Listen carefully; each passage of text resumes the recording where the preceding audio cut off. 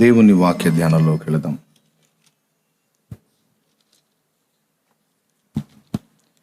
యెహెజ్కేలు గ్రంథము 37వ అధ్యాయము. యెహెజ్కేలు గ్రంథము 37వ అధ్యాయము మొదటి వచనం నుంచి చదువుకుందాం. యెహోవా హస్తము నా మీదికి వచ్చెను, నేను ఆత్మవశుడనై ఉండగా యెహోవా నన్ను తోడుకొని పోయి ఎముకలతో నిండి ఉన్న ఒక లోయలో నన్ను దింపెను. ఆయన వాటి మధ్య నన్ను ఇటు అటు నడిపించుచుండగా ఎముకలు అనేకములు ఆ లోయలో కనబడిను. అవి కేవలం ఎండిపోయినవి. ఆయన, నరపుత్రుడా, ఎండిపోయిన ఈ ఎముకలు బ్రతుకగలవా అని నన్నడుగగా, ప్రభువా యెహోవా, అది నీకే తెలియనని నేనంటిని. అందుకు ఆయన, ప్రవచనమెత్తి ఎండిపోయిన ఈ ఎముకలతో ఇట్లనుము. చాలు, చిన్న మాట ప్రార్థన చేసుకుందాం. ప్రేమ కలిగిన మా మహాపరిశుద్ధ తండ్రి, ఘనుడవగు దేవా, నీకు స్తోత్రములు. అపాత్రులము, అయోగ్యులము, కేవలం నరకపాత్రులమైన మమ్మల్ని నీ ఉచితమైన కృపచేత ప్రేమించి, కృపచేత విశ్వాసమును బట్టి మమ్మల్ని రక్షించుకుని, రక్షణ పొందిన తరువాత కూడా ఎన్నో సందర్భాల్లో ఎన్నో చర్యల చేత అనునిత్యము నిన్ను బాధ పెడుతున్నప్పటికీ, గాయపరుస్తున్నప్పటికీ పూర్ణమైన ఓరిమి మా ఎడల చూపుతూ, తాలిమి చూపుతూ మమ్మల్ని క్షమిస్తూ, నీ రక్తముతో ఎప్పటికప్పుడు పరిశుద్ధపరుస్తూ, ఫిర్యాది అయిన అపవాది ఎన్నో ఆరోపణలు మా మీద చేస్తున్నా తండ్రికి నీ రక్తాన్ని చూపించి నేటి వరకు మా పక్షమున విజ్ఞాపన చేసి మమ్మల్ని అందరినీ నీ పరిశుద్ధ సన్నిధిలో, నీ పరిశుద్ధ శరీర రక్తములలో యోగ్యముగా చేయుటకు యోగ్యులుగా సిద్ధపరుస్తున్న దేవా, నీకు వందనాలు. నా ప్రభువా, ఇప్పుడు నీ మాటలు వినగోరి మిగుల ఆశతో ఉన్నా. నీ దాసుడైన నేను అల్పజ్ఞుడను, సర్వజ్ఞుడవు నీవు తండ్రి. నీ బిడ్డలందరితో కూడా నీవు మాట్లాడితే వారందరి ఆత్మీయతకు క్షేమకరంగా ఉంటుంది. అది నాకు క్షేమ. నేను మాట్లాడితే ఎవరికి ఎట్టి ప్రయోజనము ఉండదయ్యా. కనుక బోలెడంత ఆశతో దూర ప్రాంతాల నుంచి తెల్లవారక మునిపే బయలుదేరి ఈ సమయానికి ఇక్కడికి చేరిన నీ పిల్లలందరినీ దర్శించు. నీ కొరకు వారి హృదయంలో ఉన్న ఆశ, ఆసక్తిని దృష్టించి నీ బిడ్డలందరినీ దర్శించి నీవే మాట్లాడు. ఉపదేశాన్ని అడ్డగింపజూసేటువంటి దురాత్మ అంధకార శక్తుల ప్రభావాన్ని నజరేయుడకు యేసుక్రీస్తు నామములో బంధిస్తున్నాం. నీ కృప అనుగ్రహించి పూర్తిగా నీ పరిశుద్ధాత్మ స్వరమును మాకందరికీ వినిపించి మమ్మల్ని బ్రతికించుమని, బలపరచమని యేసుక్రీస్తు నామములో ప్రార్థించి వేడుచున్నాం తండ్రి. ఆమేన్, ఆమేన్.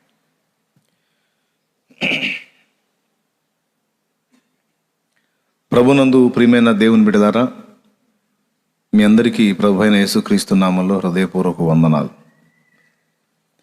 ఇప్పటిదాకా జరిగిన కార్యమంతా ఒక ఎత్తు, ఇప్పుడు జరిగేది ఒక ఎత్తు. ఇప్పటిదాకా మనం ప్రార్థించాం, స్తుతించాం, కృతజ్ఞతలు చెల్లించాం, పశ్చాత్తాపడ్డాం, దోషాలు ఒప్పుకున్నాం, అన్నీ చూశాడు, విన్నాడు, మనం చేసినవన్నీ గమనించాడు. ఇప్పుడు ఆయన మనతో మాట్లాడడానికి ఇష్టపడుతున్నాడు. మాట్లాడమని మనం ప్రార్థన చేశాం. ఆయనే మాట్లాడతాడు అని ఎంతమందికి విశ్వాసం ఉంది? ప్రార్థన ఆలకించి రైట్. మీరు నమ్మిన ఎడల దేవుని మహిమ చూతురని యేసు చెప్పినట్లు ప్రభువే నాతో మాట్లాడతాడని విశ్వసించితేనే నిశ్చయముగా ఆయన స్వరం మీరు వింటారు. మనుషుడు మాట్లాడుతున్నాడు అని తేలికగా తీసుకోవద్దు. నేనే ప్రార్థించాను, నాతో మీరు ఏకీభవించారు గనక ఇక దేవుడు మాట్లాడతాడని నమ్మి స్థిరమైన మనస్సు గలవారై ఆ వాక్యాన్ని వినడానికి జాగ్రత్త పడండి. చదువు ఉన్నవాళ్ళు ఎప్పుడు కూడా దేవుని వాక్యం వినేటప్పుడు ఒక నోట్స్ మెయింటైన్ చేయటం మంచి పద్ధతి. కొన్నిసార్లు ఒక వాక్యం మనం వింటున్నప్పుడు, ధ్యానిస్తున్నప్పుడు కొన్ని సంగతులు మనతో దేవుడు మాట్లాడతాడు, వేరే విషయాలు మాట్లాడతాడు. లైవ్లో వినబడుతున్న సందేశంలో నుండి మరికొన్ని క్రొత్త సంగతులు మనకు తలంపుల్లోకి తెస్తాడు దేవుడు. నాకు అలవాటు ఉంది, ఎక్కడైనా నేను దేవుని వాక్యం వినడానికి కూర్చుంటే తప్పకుండా నోట్స్ పెట్టుకుంటాను, పెన్ను నోట్స్ పెట్టుకుంటాను, నా బైబిల్లో ఉంటాయి. చక్కగా రాసుకుంటాను. దేవుడు నాకు ఏమేమి మాట్లాడుతున్నాడో ఆ డేట్ రాసుకుంటాను.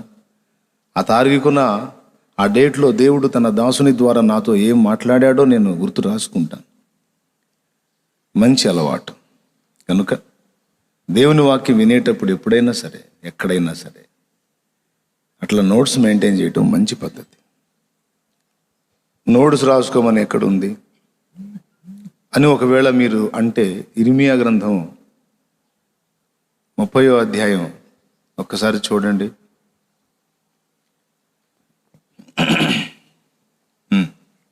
వచనం 3వ వచనం చివరి లైన్. కావున నేను నీతో చెప్పిన మాటలన్నిటినీ ఒక పుస్తకములో వ్రాసి ఉంచుకొనుము. చాలు, ఉంది కదా. నేను మాట్లాడాలని నువ్వు ఆశపడి అడిగావు. నేను మాట్లాడటానికి ఇష్టపడుతున్నా. మాట్లాడిన విషయాలన్నీ విని వదిలేయటం కాదు, ఒక పుస్తకంలో రాసి ఉంచుకో అన్నాడు. కొంతమందికి దేవుడు ఏదన్నా మాట్లాడితే రాసుకోవాలంటే ప్రిస్టేజ్. నేను రాసుకోవాలా? నా రేంజ్కి నేను రాసుకునేది ఏంది, నాకు గుర్తుంటుంది. చాలా తప్పు తప్పు తప్పు. ఒకవేళ గుర్తుంటే ఉండొచ్చుగాక, నువ్వు అంత మేధావి అయితే కావచ్చుగాక. ఇర్మియా కంటే గొప్ప మేధావి అయితే కావు, భక్తిపరుడు అయితే కావు. ఇర్మియాతో ఏం చెప్పాడు? నేను నీకు చెప్పు సంగతులన్నీ గ్రంథములో రాసుకో. కొన్ని హెచ్చరికలు ఉంటాయి, కొన్ని దిద్దుబాట్లు ఉంటాయి. మనతో మాట్లాడేటప్పుడు దేవుడు కొన్ని భవిష్యత్తులో చేయబోతున్న కార్యాలు ఉంటాయి. ఇర్మియాతో దేవుడు చేయబోయే కార్యాలు రాసుకోమన్నాడు. నేను చెప్తాను, రాసి పెట్టుకో, గుర్తు పెట్టుకో, మొత్తం నెరవేరుతాయి చూడు అని.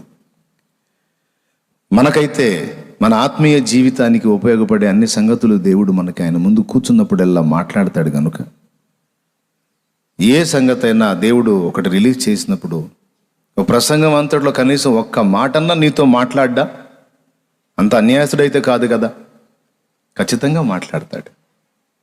కనుక తప్పనిసరిగా రాసుకోవటం అనేది మంచి అలవాటు.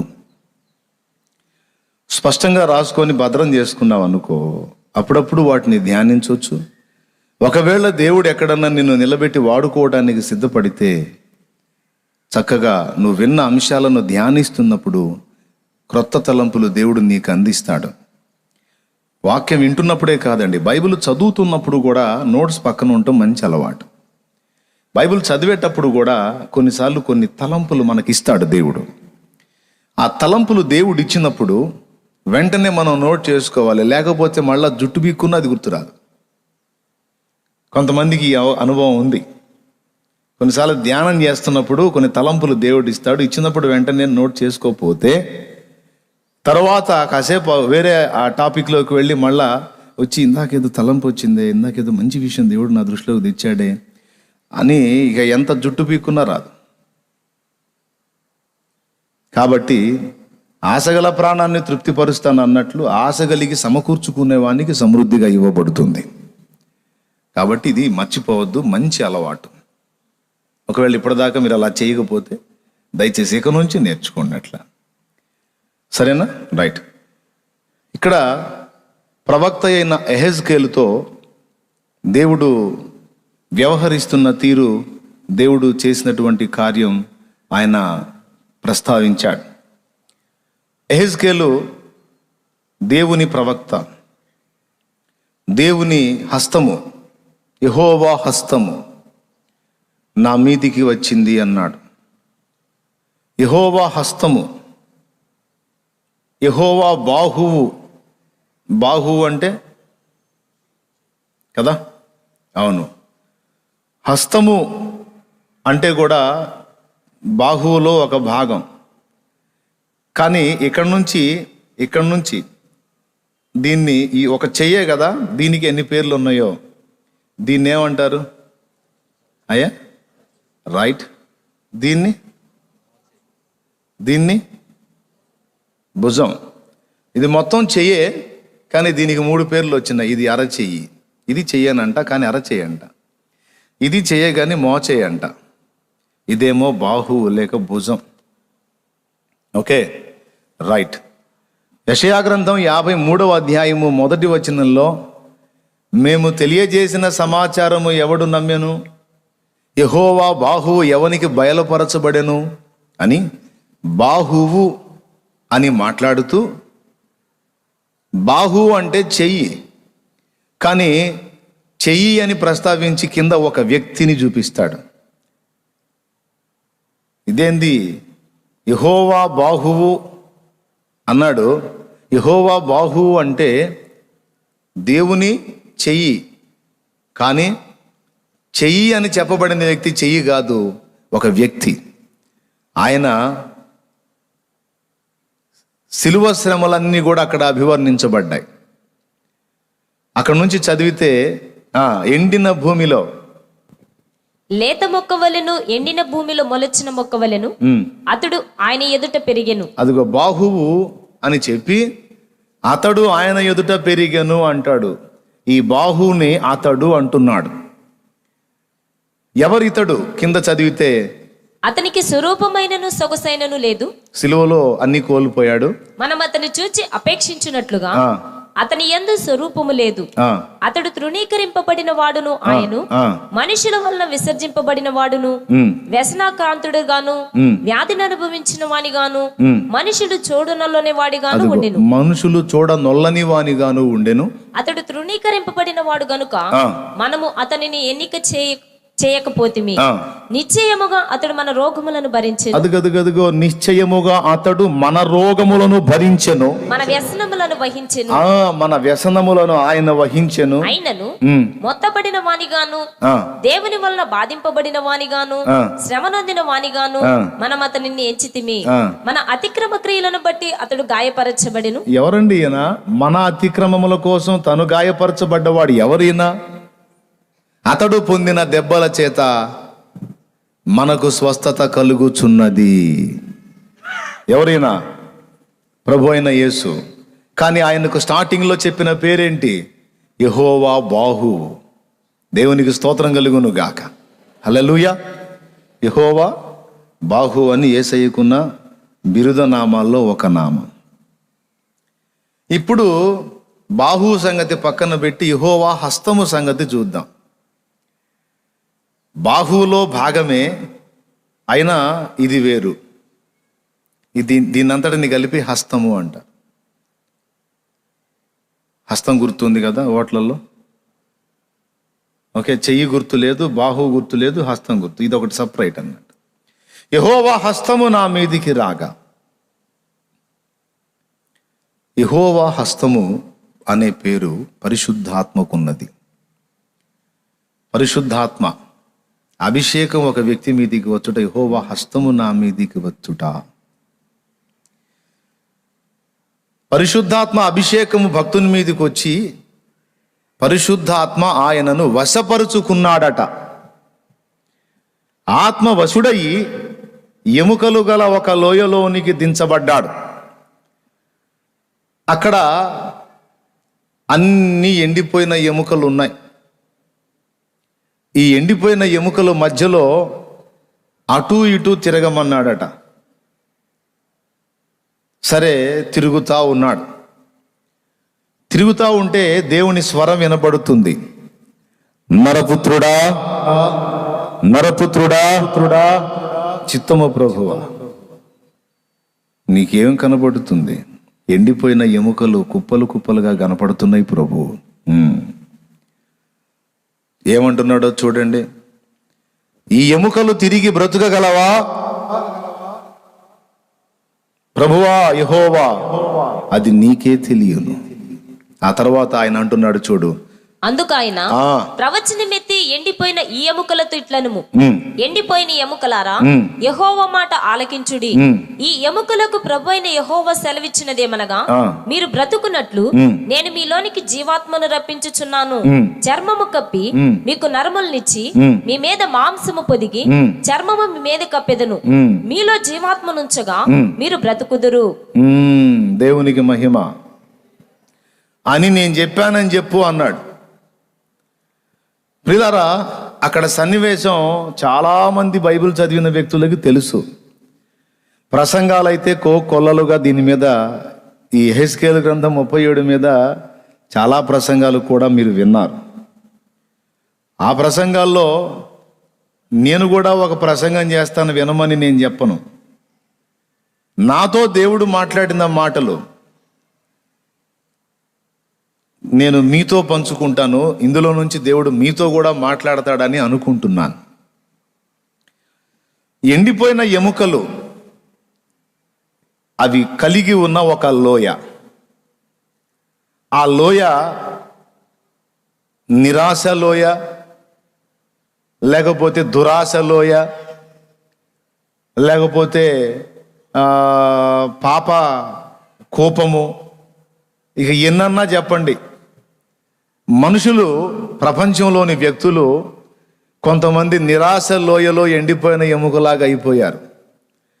కొంతమంది దురాశ పాలై ధనాపేక్ష సమస్తమైన కీడులకు మూలము అని అక్కడ దురాశ గురించి మాట్లాడుతూ, అత్యాశకు లోనై చాలామంది ఆ ధనాన్ని అపేక్షించి తమను తామే పొడుచుకొనిరి అని మాట్లాడతాడు. అదొక లోయ. లోకాశల లోయ. ఈ ఆశల లోయ ఏదైనా అది లోక సంబంధమైనదైతే ఆ లోయలోకి దిగినది ఎండిపోయిన, ఆ లోయలో కనపడేవన్నీ కూడా ఎండిపోయిన ఎముకలు. ఈ తరహా ప్రసంగాలు మనం విన్నాం. దేవునికి స్తోత్రం. అంటే లోయ దగ్గర నుంచి ఎముకల దగ్గర దాకా అన్ని అభివర్ణించుకుంటూ వచ్చేటువంటి తరహా ప్రసంగాలు మంచిదే. భక్తులు వాళ్ళ తలంపులు వాళ్ళు పంచుకుంటారు, సంతోషం, స్వీకరించవచ్చు. కానీ ఇక్కడ మనం గుర్తించాల్సిన మరికొన్ని సంగతులు ఉన్నాయి.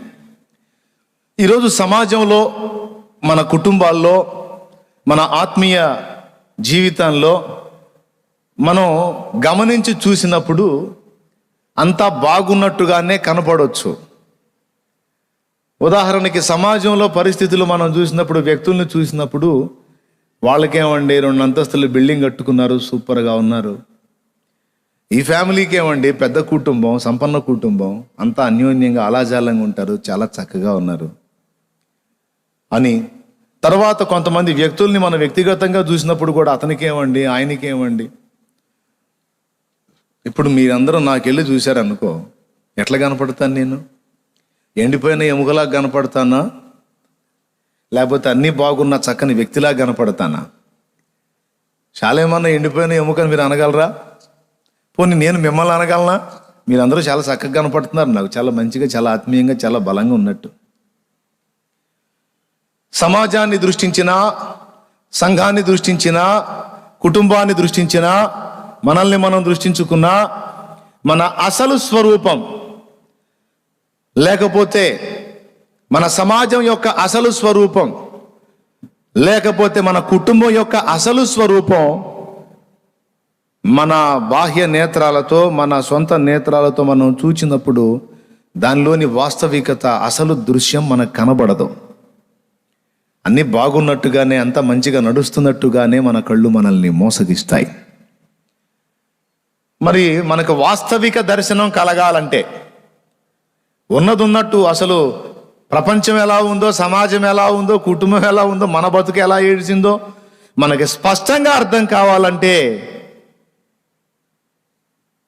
మన దృష్టి కాదు, మన ఈ కళ్ళు, మనల్ని మోసం చేసే ఈ కళ్ళు కాదు.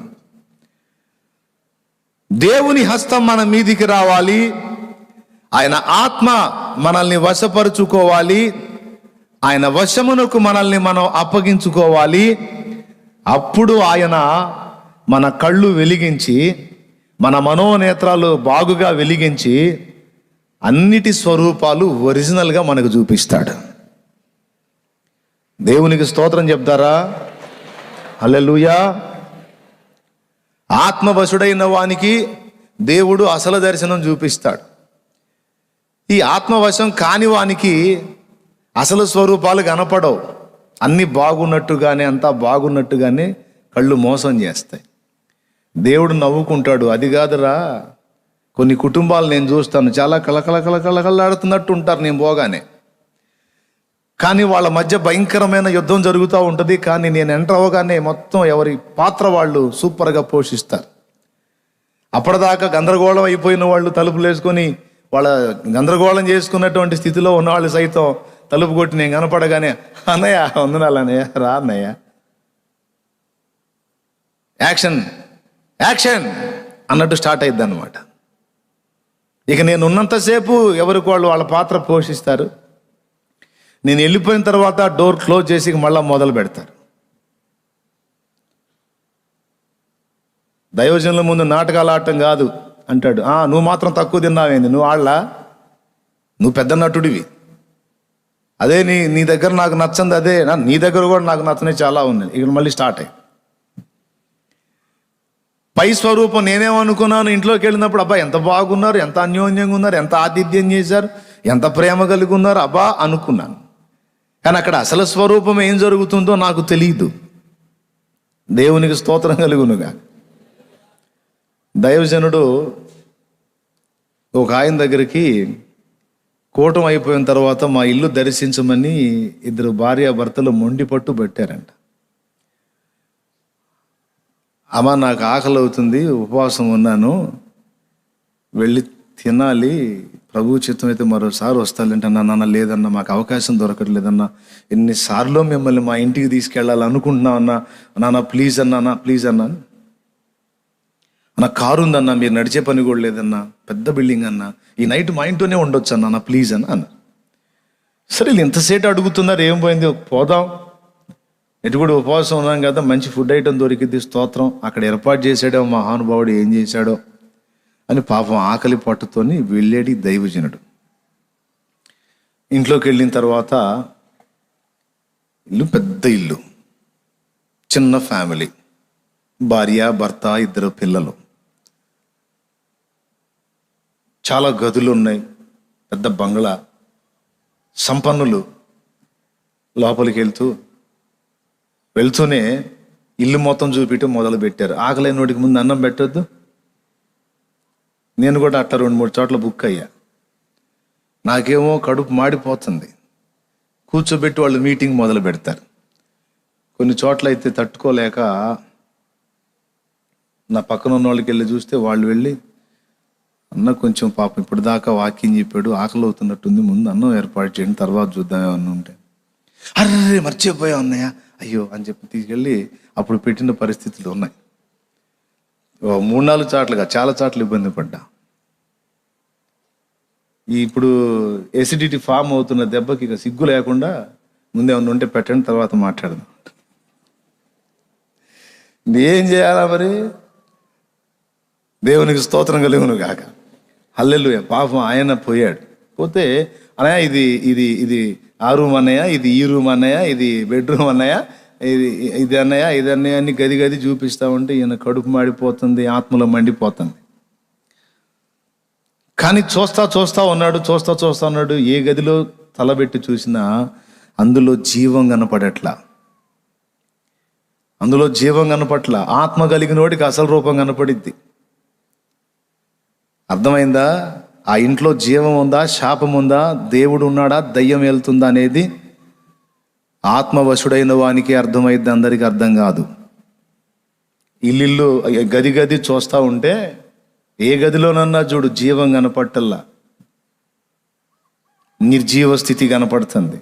ఏంది ఇల్లు సూపర్గా ఉంది, ఏ గదిలో కూడా దేవుని జీవం కనపట్టలేదు, ఏంటి వీళ్ళు దేవుని బిడ్డలే కదా అని ఆశ్చర్యపోతున్నాడు. సరే పాపం ఎన్ని గదులు తిప్పి అటు తిప్పి ఇటు తిప్పి ఆఖరికి బాత్రూమ్ కూడా వదిలిపెట్టకుండా చూపించి, బాత్రూమ్ చూసి ఏం సంబరపడతాం, మరీ దరిద్రం కాకపోతే. కొంతమంది అన్ని చూసాక ఇది కూడా చూడన్నయ్యా అని బాత్రూమ్ డోర్ కూడా ఏం చేయాలా, ఆహా అద్భుతంగా ఉంది అని చెప్పాలా? ఏది వదిలిపెట్టరు, ఒక అడుగు పోయిరా అన్నయ్య, సమయం సందర్భం లేకుండా ఎట్లా పోతాం, లేదన్నయ్య అడుగు పెట్టరా, అవకాశం ఉంటే కొంచెం స్టార్ట్ కూడా చేసిరా. మరీ కొంతమంది పాప అన్నీ చూపించి తిప్పి ఎందురా అన్నం బెటర్ ఆకలి అవుతుంటే నాకని ఆయన అల్లాడిపోతున్నాడు. ఏ గది చూపించినా అంత అద్భుతంగా ఉంది, నీట్గా ఉంది, కాస్ట్లీగా ఉంది, కానీ అందులో దేవుని జీవం లేదు. పెద్ద టేబుల్, పిల్లలు కూర్చున్నారు, వాళ్ళ ముందు ప్లేట్లు పెట్టింది, భర్త కూర్చున్నాడు, దైవజనుడు కూర్చున్నాడు, అందరికి ప్లేట్లు పెట్టి వడ్డిస్తుంది. వడ్డిస్తా పాపం 2 ముక్కలు ప్రార్థన చేసుకొని భర్త తిన్నాడు. పిల్లలు కూడా కలుపుకొని తింటున్నారు. పాపం ఈయన కూడా చిన్న కలుపుతున్నాడు ప్రార్థన చేసుకొని. అందరూ వేరు, దైవజనుడు వేరుగా కొంచెం భారంగా ప్రార్థన చేసుకుంటాడుగా. తండ్రి, ఈరోజు ఇక్కడ నడిపించావు, ఆహారం సిద్ధపరిచే స్తోత్రం. నేనేదో దీర్ఘ ప్రార్థనలోకి వెళ్ళాడు. ఈలోపు భర్త కలుపుకొని 2 ముద్దలు తిని, ఆహా అద్భుతంగా ఉంది అన్నాడు. ఈ మాట అన్నాడో లేదో ఆమె చేతిలో గిన్నె ఎత్తి ధనామని నేల మీద కొట్టి అలాగో నడుచుకుంటా పోయి గదిలోకి వెళ్ళిపోయి పటామని తలుపేసి అలాగనే ఉండిపోయిందంట లోపల. ఏం జరిగిందో నాకు అర్థం కాల. సరే వదిలే.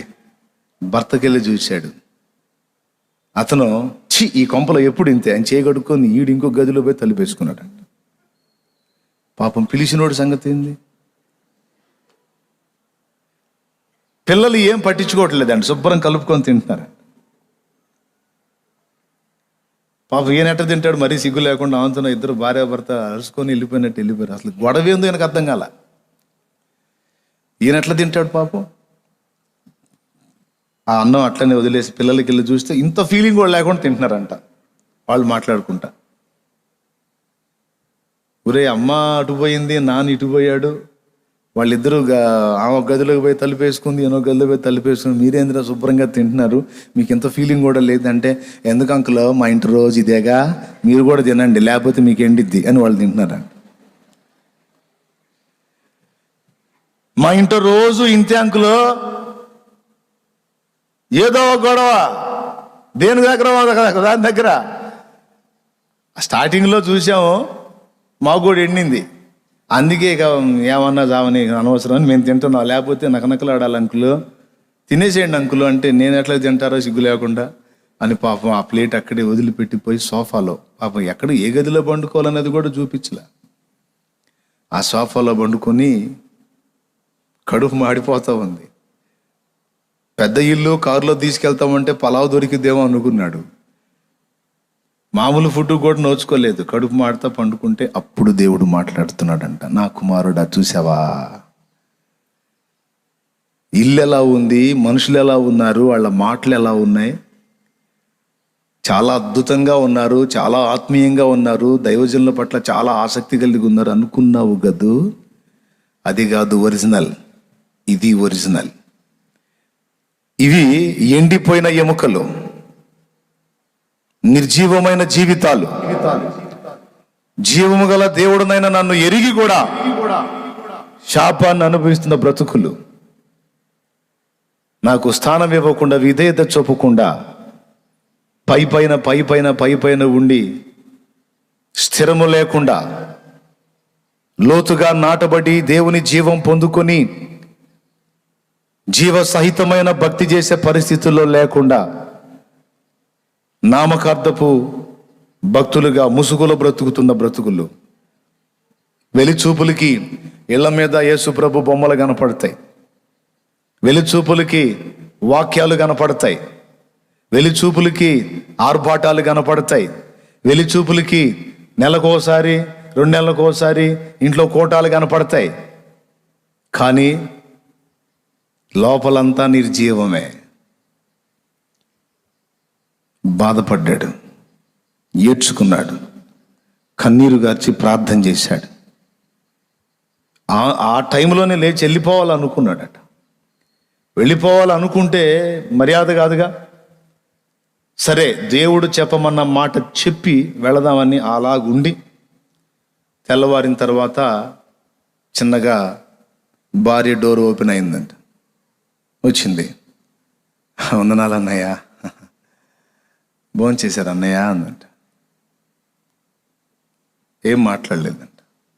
అమ్మ నీ భర్త కొంచెం సేపట్లో వస్తాడు అన్నయ్య అని పోయి తలుపు కొట్టింది.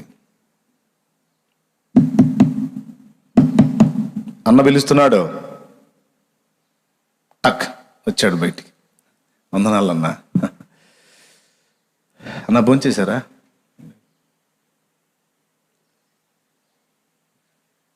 అప్పుడు చెప్పాడు, నేను తినలేదు. అన్నా తినలేదా? తినలేదు.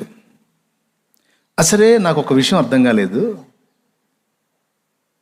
నువ్వు అన్నం కలుపుకొని 2 ముద్దలు తిన్నావు, అబ్బా అన్నావు, అందులో తప్పే ఉంది. దానికి ఆమె గిన్నె ఎత్తి పగలగొట్టి వెళ్ళాల్సిన అవసరం ఏంటి?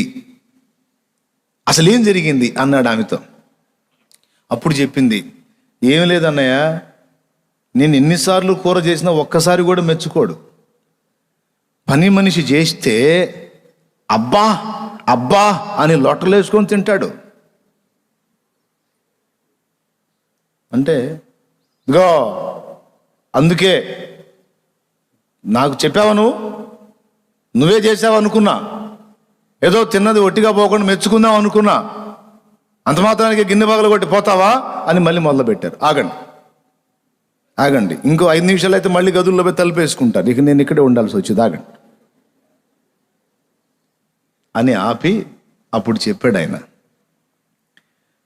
మీరు నన్ను ఇంట్లో తీసుకొచ్చి గది చూపించినప్పుడే దేవుడు ఈ ఇంట్లో నా జీవం పని చేయటం లేదు, వీరు నా జీవాన్ని విసర్జించారు, ఈ ఇంట శాపం తాండవిస్తుంది, ఈ ఇంట మరణ వాసన కనబడుతుంది, మరణ వాసన తగులుతుంది చూడమని చెప్తే, ఇల్లింత బాగుంది, వీళ్ళింత ఆత్మీయంగా ఉన్నారు, నన్నెంత సేటు బ్రతిమలాడారని నేను అనుకుని, నాకు దేవుడు ఇస్తున్న మాటలో తలంపులు నా భ్రమ అనుకున్నా. కానీ రాత్రి మీ పరిస్థితి చూసినప్పుడు దేవుడు నాతో మాట్లాడింది నిజమని నాకు అర్థమైంది. మీరు మర్యాదగా మారు మనసు పొంది ఈ శాపగ్రస్తమైన ప్రవర్తనలు, ఈ పనికిమాలిన ఆలోచనలు, విధానాలు మార్చుకోకపోతే ఇప్పుడు నిర్జీవం అయిపోయిన మీ ఇంట ఇక శవాలు లేచే అవకాశం కూడా ఉంటుంది. నమ్మితే నమ్మండి, లేకపోతే లేదు, మీ ఇష్టం అని వెళ్ళిపోయాడంట. అన్నా కాదన్నా, నిమిషం కూడా ఉండను, ముందు మారు మనసు పొందండి, మీ ఆతిథ్యాలు, మీ మర్యాదలు, మీ సన్మానాలు తగలబెట్టండి, అక్కడ నాకు అక్కర్లా. నీ ఒరిజినల్ స్వరూపం ఏంటో సమాజానికి తెలీదు, మీరు వెళ్ళే సంఘ నాయకుడికి తెలీదు, నీ బంధువులకు తెలియదు, కానీ దేవుని ఆత్మ సంబంధిగా నాకు ముందే చూపించాడు దేవుడు. ఇది అసలు ఎవరి స్థితి ఎలాగుందో, సమాజ స్థితి, కుటుంబ స్థితి, ఆత్మీయ స్థితి, మన వ్యక్తిగత స్థితి, సంఘ స్థితి మనకు అసలు అర్థం కావాలి అంటే దేవుడు మన కళ్ళు తెరవాలి, దేవుడు మన మనోనేత్రాలు వెలిగించాలి. ఇది జరగాలంటే ఆయన హస్తము మన మీదకి వచ్చి ఆయన మనల్ని వశపరుచుకోవాలి. స్తోత్రం చెప్దామా? గట్టిగా చెప్దామా? ఆ విధంగా యెహెజ్కేలుని దేవుడు తన ఆత్మతో నింపి ఆయన వశపరుచుకున్నప్పుడు, యెహెజ్కేలు ఎప్పుడైతే దేవుని ఆత్మ వశుడయ్యాడో అప్పుడు ఆయనకు ఆ లోయలో ఉన్న ఎండిపోయిన ఎముకలు కనిపించాయి. ఈరోజు మనం కూడా దేవుని ఆత్మ అభిషేకం పొందిన వారమై ఆత్మ వశులముగా మార్పు చెందగలిగితే మన కళ్ళ ముందు నిలిచిన మనిషి కూడా మన కళ్ళ ముందు గంభీరంగా కనపడతాడు, కానీ వాని ఆంతర్యం ఏంటో, వాడు సజీవంగా ఉన్నాడో లేకపోతే ఎండిపోయిన ఎముకలాగా అయిపోయాడో మనకు అర్థమవుతుంది, లేకపోతే అర్థం కాదు. వాళ్ళు నవ్వుతా మాట్లాడుతుంటే బాగానే ఉన్నారనుకుంటాం మనం. ఎలీషా దగ్గరికి షునేమీరాలైన స్త్రీ వచ్చింది. అల్లంత దూరంలో ఉండగానే గెహజీని పంపించాడు, నీవు, నీ భర్త, నీ బిడ్డ సుఖముగా ఉన్నారా అడుగు అని. ఆమె ఏం చెప్పిందో తెలుసా? గెహజీతో నవ్వుతా సుఖముగానే ఉన్నామని చెప్పింది, సుఖంగానే ఉన్నామని చెప్పింది. గెహజీ చేతులు కట్టుకొని, గురువుగారు హ్యాపీగానే ఉన్నారంట అన్నాడు. ఆ మాటతో ఆమె అక్కడ ఆగిపోలా, పరిగెత్తుకుంటా వచ్చి ఎలీషా 2 కాళ్ళు పెనవేసుకుంది. ఎప్పుడైతే ఎలీషా 2 కాళ్ళు పెనవేసుకుందో గెహజీ పరిగెత్తుకుంటూ వచ్చి, ఇదిగో ఏమమ్మా బుద్ధి లేదా, దైవజనుడి దగ్గరికి వెళ్ళి ఆయన పట్టుకుంటావేంటి, వదిలా, ఎవరైనా చూస్తే ఏమనుకుంటారో, తప్పో అని తోలివేయబోయాడు. వెంటనే ఎలీషా అన్నాడు, ఆగు, గెహజీ ఆగు. ఆమె చాలా దుఃఖములో ఉంది, చాలా గుండె గాయములో ఉంది. దేవుడు దాన్ని నాకు మరుగు చేసి ఉన్నాడు అని అప్పుడు ఆమెను పైకి లేపి, ఏంటి తల్లి అన్నాడు. నీవు నాకు కుమారుని అనుగ్రహించినట్లు దేవునికి ప్రార్థన చేసి ఇచ్చావు కదా, ఆ బిడ్డ ఇప్పుడు చనిపోయాడని చెప్పింది.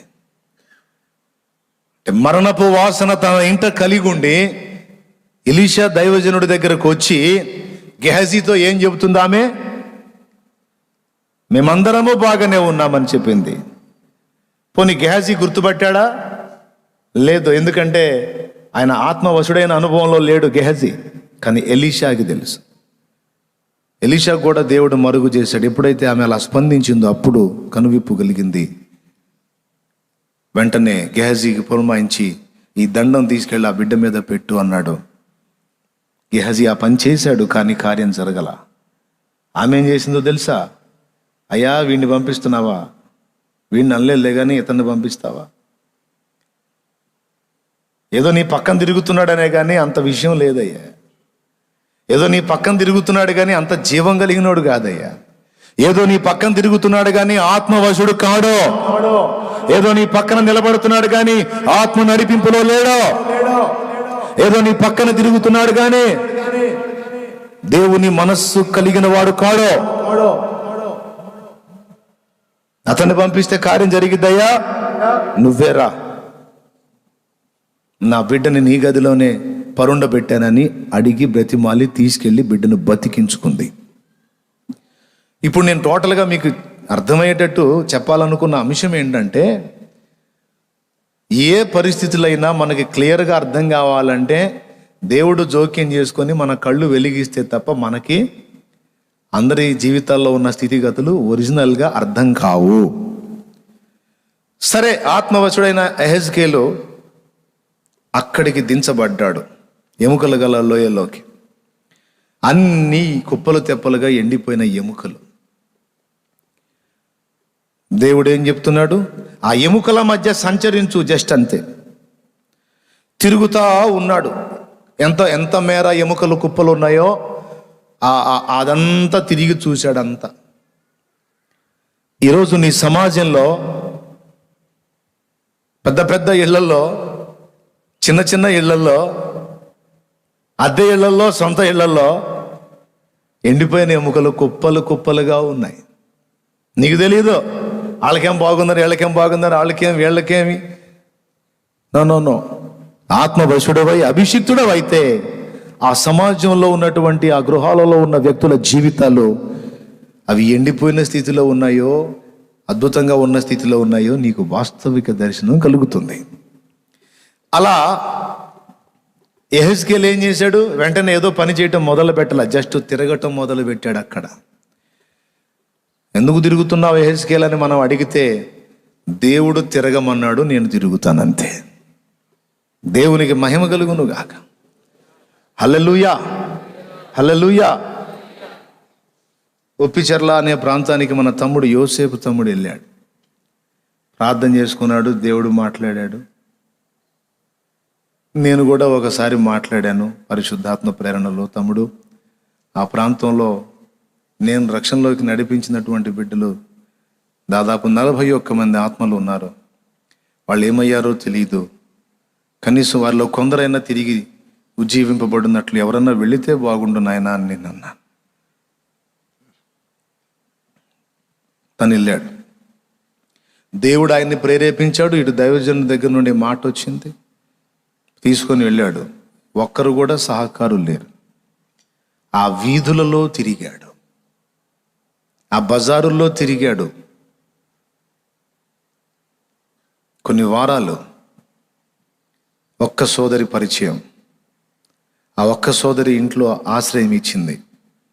ఆ ఇంట్లోకి వెళ్ళి ప్రేయర్ చేస్తూ, ఇక ఎంత సమయం అక్కడ వినియోగించాడు అంత సమయం ఆ బజారుల్లో తిరిగాడు. ఏం చేసావు తమ్ముడా? అన్న, అవన్నీ తిరిగి వచ్చాను అన్న. ఎండిపోయిన ఎముకల మధ్యలో జస్ట్ తిరిగాడో. నేను ఏ ప్రాంతానికైనా వెళితే ఆశ్రయం ఇచ్చిన ఇంట్లో కూర్చోను, అచ్చంగా అక్కడే కూర్చోను. ఛాన్స్ ఉంటే ఆ ఏరియాలో బజార్లో తిరగాలని ఆశ నాకు. ఎందుకంటే అబ్రహామా, నీవు సంచరించు చోటెల్లా నీకు ఇస్తానని దేవుడు మాట్లాడాడు కనుక నేను సంచరించిన వీధులన్నీ దేవుని కొరకు పట్టబడతాయి అని ఆశ, విశ్వాసం. హల్లెలూయా, హల్లెలూయా. తిరగటానికి ఇష్టపడతా. అంటే నాకు వస్తాయని కాదు, ప్రభువుకి అప్పగించినట్లు ప్రేరు వాక్కలాగా తిరిగి ప్రభా ఈ ప్రాంతం దర్శించు, ఈ ప్రాంతం దర్శించు, మనసులో ప్రార్థన చేసుకుంటూ మామూలుగా తిరుగుతూ ఉంటా. ఊరకపోయిద్దా అట్లా తిరిగి చేసిన ప్రార్థన? కొన్ని గ్రామాలకైతే సువార్త ఆ గ్రామంలో ఎవరు చెప్పడానికి ఒప్పుకోరు. ఆ ప్రాంతాలకు కూడా వెళ్ళి నడుస్తా తిరిగా తమ్ముడు. అర్థమైందా? నువ్వు వెళ్ళగానే నేను ఇక్కడ సువార్త ప్రకటిస్తానంటే రా మేమందరం కూర్చుంటాం, నువ్వు మొదలుపెట్టు అనరో. తిరగాలి.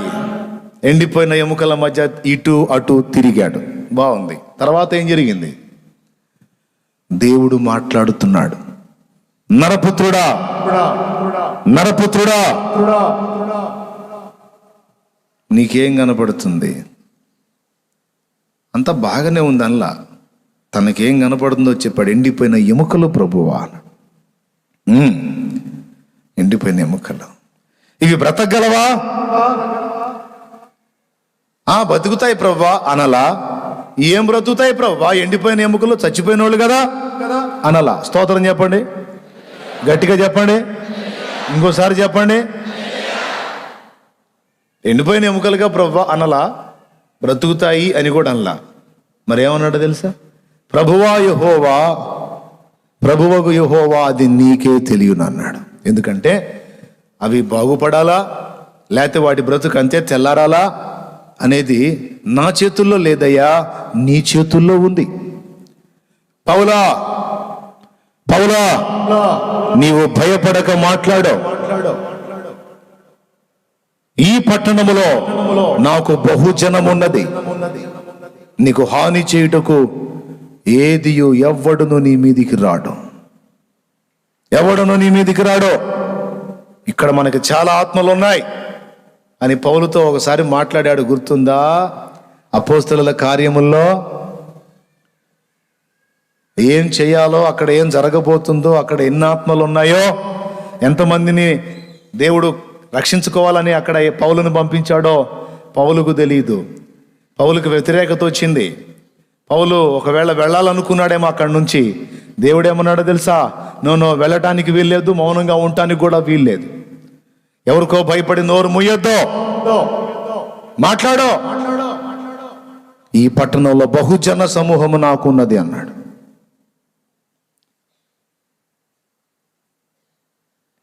అందుకే దేవుణ్ణే చెప్పనీయాల. ఎవరిని చెప్పనీయాలా? మనం చెప్పడం కాదు.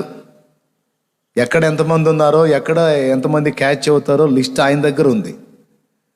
కాబట్టి దేవా యెహోవా అది నీకే తెలుసయ్యా. వాళ్ళు చచ్చి అంతే ఉంటారో బతుకుతారో నీకే తెలుసయ్యా. వాళ్ళని అంతే ఉంచాలనుకుంటావో బతికించాలనుకుంటావో ఏదనుకున్నా నువ్వు చేయగలవయ్యా. నాదేముందయ్యా, నా సొంతంగా నేనేం మాట్లాడను ప్రభువా, నీ చిత్తం నీకే తెలియను అన్నాడు. రైట్. అట్లయితే ప్రవచనం ఎత్తి ఇలాగూ చెప్పు, ఎండిపోయిన ఎముకలతో చెప్పు, ఎండిపోయిన ఎముకలారా యెహోవా సెలవిచ్చుచున్నాడు, ఆలకించండి అని చెప్పు అన్నాడు. ఏంటి ప్రభువా చెప్పేది? మనుషులయ్యా? మనుషులకైతే చెప్పొచ్చు, ఎండిపోయిన ఎముకలు అవి.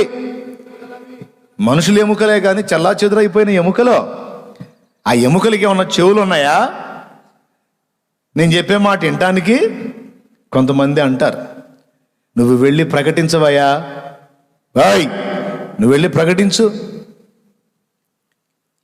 నేను చెప్పానని చెప్పు వాళ్ళకి అంటే వాళ్ళు వినరు ప్రభువా, వాళ్ళు వినరు. వాడు విన్నా వినకపోయినా చెప్పమన్నా నువ్వు చెప్పినప్పుడు, నేను నీకు చెప్పమని చెప్పా, నువ్వు చెప్పినప్పుడు నేను వింటాగా, వాడు వినకపోని నాకు అనవసరం. నా సాటిస్ఫాక్షన్ కోసమైనా నువ్వు పోయి చెప్పు. దేవునికి స్తోత్రం కలుగునుగాక. మా వాళ్ళు వినరండి, మూర్ఖులు. వీడు చెబుతుంటారు దేవునికి.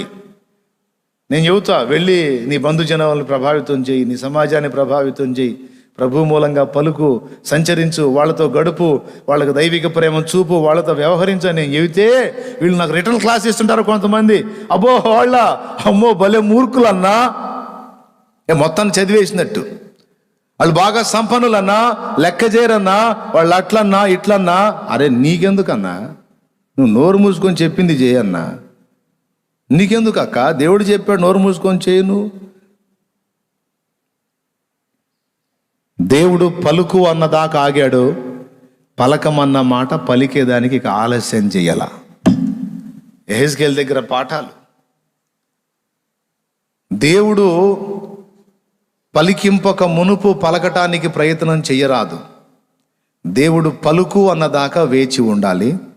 దేవుడు మాట్లాడు అన్న తర్వాత ఆగకూడదు, అది తప్పే. మాట్లాడమని చెప్పక మునుపు మాట్లాడటం తప్పు. మాట్లాడు అని చెప్పిన తర్వాత మాట్లాడకుండా ఆగటం తప్పే. పనిలోనికి తీసుకోక మునుపు తొందరపాటున దూకటం తప్పు. అర్థమైందా? తొందరపాటున దూకటం తప్పు. పనిలోనికి దిగు అని చెప్పిన తర్వాత ఆలస్యం చేయటం కూడా తప్పే. రెండు తప్పే. యెహెజ్కేలు బ్యాలెన్స్ గమనించండి మీరు. తిరగమన్నప్పుడు తిరిగాడు. దేవుడు ప్రశ్నించాడు, ఇవి బ్రతుకుతాయా అని. అంతా నీ చేతిలోనే ఉందయ్యా అని తన అసమర్థత ప్రకటించాడు. నాకేం తెలుసయ్యా, ఆ ఎముకల బతుకైనా నా బతుకైనా నీ గుప్పెట్లో ఉన్నాయి. మేము సజీవంగా ఉండాలన్నా, చచ్చేలా కావాలన్నా నీ వశంలో ఉంది. నాకేం తెలుసు? నేనేమన్నా నీ స్థానంలో ఉన్నానా ప్రభువా? శభాష్. సొంత పెత్తనాలు లేవు, సొంత ఆలోచనలు లేవు, పూర్తిగా నా మాట కోసమే కాచుకున్నావు. అట్లయితే నేను చెప్పానని చెప్పు ఎముకలకి, ప్రభువా అయ్యనో ప్రభువా, అటుకేమన్నా చెవులు ఉన్నాయా ప్రభువా వినటానికి అని అడ్డం చెప్పలా. నువ్వు చెప్పమన్నావు, నేను చెబుతా. హల్లెలూయా, హల్లెలూయా. ఎండిపోయిన ఎముకలారా, సైన్యములకు అధిపతియగు యెహోవా సెలవిచ్చున్నదేమనగా అని మొదలుపెట్టాడు. మొదలుపెట్టి ఏమేమి చెప్పాడమ్మా? ఆయన ఏమేమి చెప్పమన్నాడో అన్నీ చెప్పాడు. చదువు. మీరు బ్రతుకున్నట్లు నేను మీలోనికి జీవాత్మను రప్పించుచున్నాను. చర్మము కప్పి మీకు నరములనిచ్చి మీ మీద మాంసము పొదిగి చర్మము మీ మీద కప్పెదును. మీలో జీవాత్మనుంచగా మీరు బ్రతుకుదురు. అప్పుడు నేను యెహోవానై ఉన్నానని మీరు తెలుసుకొందురు. ఆయన నాకిచ్చిన ఆజ్ఞ ప్రకారము, అదుగదుగదుగు ఆ మాట, ఆయన నాకిచ్చిన ఆజ్ఞ ప్రకారము నేను ప్రవచించుచుండగా, దేవుడు ఏది చెప్పమన్నాడో ఆ మాట తీసుకొని ఒరిజినల్గా మాట్లాడాడు యెహెజ్కేలు. దేవుడు మాట్లాడేంత వరకు ఏ మాటలు మాట్లాడతాడో ఆ మాటల కోసం మౌనంగా కనిపెట్టాడు. ఈరోజు దేవుని సంబంధంగా మీరు కొంచెం సీనియర్స్ అని మీతో మాట్లాడుతున్నాను, పరిచారకపు అంతస్తులోకి వచ్చారు. ఓ రకంగా చెప్పాలంటే నేను బోధ చేసే సేవ చేస్తే మీరు ఉపచారం చేసే సేవ చేస్తున్నారు. మీరు కూడా సేవకురాండ్ర మెట్టు కాబట్టి ఈ ఉపదేశం మీకు చేస్తున్నా. మిమ్మల్ని ఏదో సామాన్యమైన నూతన విశ్వాసులాగా నేను ట్రీట్ చేయటంలా. ఆత్మీయ పరిపక్వత కలిగి దేవుని కృప పొంది ఒక అంతస్తుకు ఎక్కిన పెద్దలని మీతో మాట్లాడుతున్న ఈ విషయాలు గుర్తించండి. హల్లెలూయా చెప్పండి గట్టిగా. దేవుడు మాట్లాడమని సెలవిచ్చినప్పుడు ఏ మాట చెప్పమన్నాడో ఆ మాటే పలుకుతున్నాడు ఆయన. ఈరోజు దేవుని సంబంధులంగా ఎండిపోయిన ఎముకల మధ్యలోకి వెళ్ళి అవి బ్రతుకున్నట్లు మాట్లాడాలి అంటే ఏ మాటలు మాట్లాడాలో ముందు భక్తుడు దేవుని కొరకు కనిపెట్టాలి. రాసుకో, హృదయంలో రాసుకో, గ్రంథంలో కూడా రాసుకో. ఏ మాట చెప్పలేదు, నీ బుర్రకు దోషిందంతా చెప్తే కాదు. అక్కడికి వెళ్ళి నేనేం మాట్లాడాలో నాకు చెప్పు తండ్రి అని మోకాళ్ళుని కనిపెట్టాలి. ప్రసంగం చేసేటప్పుడు దైవజనుడుగా, దైవజనురాలుగా, సేవకురాలుగా, సేవకుడుగా, సువార్థికుడుగా, సువార్థికురాలుగా, ప్రార్థనా బృందం నడిపేటువంటి వ్యక్తులుగా ఒకవేళ దేవుడు మీతో మాట్లాడమని సెలవిస్తే ఏం మాట్లాడాలయ్యా అని ఆ మాట కోసం ప్రార్థించి కనిపెట్టుకోవాలి. చాలాసార్లు సొంత ప్రయత్నాలు చేసి దెబ్బతిన్నా. బుద్ధి చెప్పాడు, ఎలా నీ వేదాంతం అంతా చెప్తావా? ఎవడికి కావాలరా నీ వేదాంతం?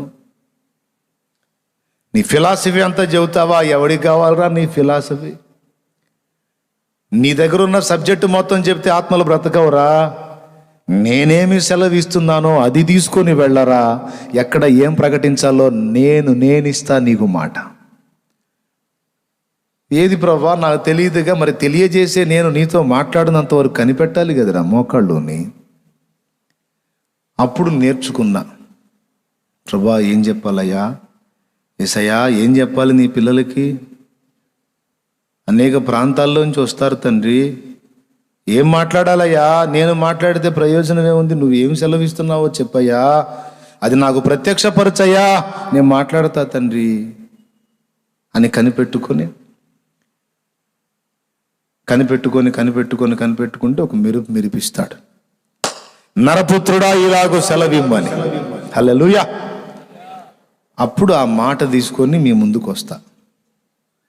అందుకే అంత సీరియస్గా చెప్పి జాగ్రత్తగా మైండ్ దగ్గర పెట్టుకుని వినండి అని. మంపుగా ఉండవాకండి, జాగ్రత్త అని చెప్పేది. ఎందుకు? ఆయన మాటలోనే జీవం ఉంది కనుక. ఇప్పుడు బైబిల్ మొత్తం సబ్జెక్టు చాలా పెద్ద సబ్జెక్టు. బైబిల్లో ఉన్న ఏదైనా తీసుకొని మాట్లాడవచ్చు, అది కూడా వాక్యమే, కానీ అది లోగోస్ అవుతుంది. కానీ సమాజానికి అప్పటి కాలంలో, అప్పటి పరిస్థితుల్లో, అప్పటి క్రమంలో ఉన్న ప్రజలకి ఏ సందేశం అవసరమో దాన్ని రేమా అంటారు. ఆ రేమా సందేశం దేవుని ముందు మోకాళ్ళుని పొందుకోవాలి.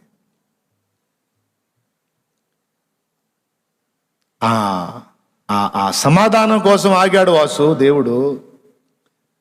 దేవుడిచ్చే మాట కోసం ఆగాడు యెహెజ్కేలు. అంతేగాని నోరు తెరిచి ఏదో ఒకటి చెప్పేసి వెళ్ళిపోదాం, పని ముగిద్దాం అనుకోలా. బతుకుతాయా ఇవి అన్నాడు. నీకే తెలుసయ్యా అన్నాడు. సరే అట్లయితే నేను చెప్పానని చెప్పు. ఏం చెప్పమంటావు ప్రభువా? ఎండిపోయిన ఎముకలారా అని మొదలుపెట్టి ఏం చెప్పాలా ప్రభువా? నేను మీ మీదకి మాంసము రప్పిస్తాను, మిమ్మల్ని సమకూరుస్తాను, మాంసం పొదుగుతాను, నరములు అల్లుతాను, కీళ్ళు సంధిస్తాను, తర్వాత మీ మీద చర్మం కప్పెదను, మీ మీద జీవాత్మను ఉంచగా మీరు బ్రతుకుదురు. యెహోవా తనకు ఆజ్ఞాపించినట్లు యెహెజ్కేలు ప్రవచించాడు. దేవుని ఆజ్ఞ చొప్పున ప్రవచించాడు. బుర్రకు తోసిందంతా చెప్పాలి అక్కడ. అర్థమైందా? ఇది దేవుని సంబంధికి ఉండాల్సిన వాక్కు. దేవుని సెలవు పొందాలి, దేవుడు ఏం చెప్పమన్నాడో తెలుసుకోవాలి, అది చెప్పాలి. కొన్నిసార్లు దేవుడు చెప్పమన్న మాటలు అక్షరాలు అలాగూ చెబితే కొంతమందికి మనం నచ్చం. దేవుడు చెప్పమన్న మాటలు అలాగూ చెబితే కొన్నిసార్లు తన్నులు తినే అవకాశం కూడా ఉంటుంది. దేవునికి స్తోత్రం, హల్లెలూయా. అహాబు రాజు సంస్థానంలోకి వెళ్ళి ఆశీర్వాదం చెప్పాల. అయిపోయిద్దిరా నీ పని అని చెప్పాడు ఏలియా. అహాబు అనేవాడు రామోత్ గిలాదు మీదికి యుద్ధానికి వెళ్ళడానికి సిద్ధపడ్డప్పుడు అహాబు సంస్థానంలో ఉన్న ప్రవక్తలు, జీతగాండ్రైన ప్రవక్తలు ఎవరయ్యా? రాజుగారి దగ్గర జీతభత్యాలు పొంది పబ్బం గడుపుకునే సేవకులు.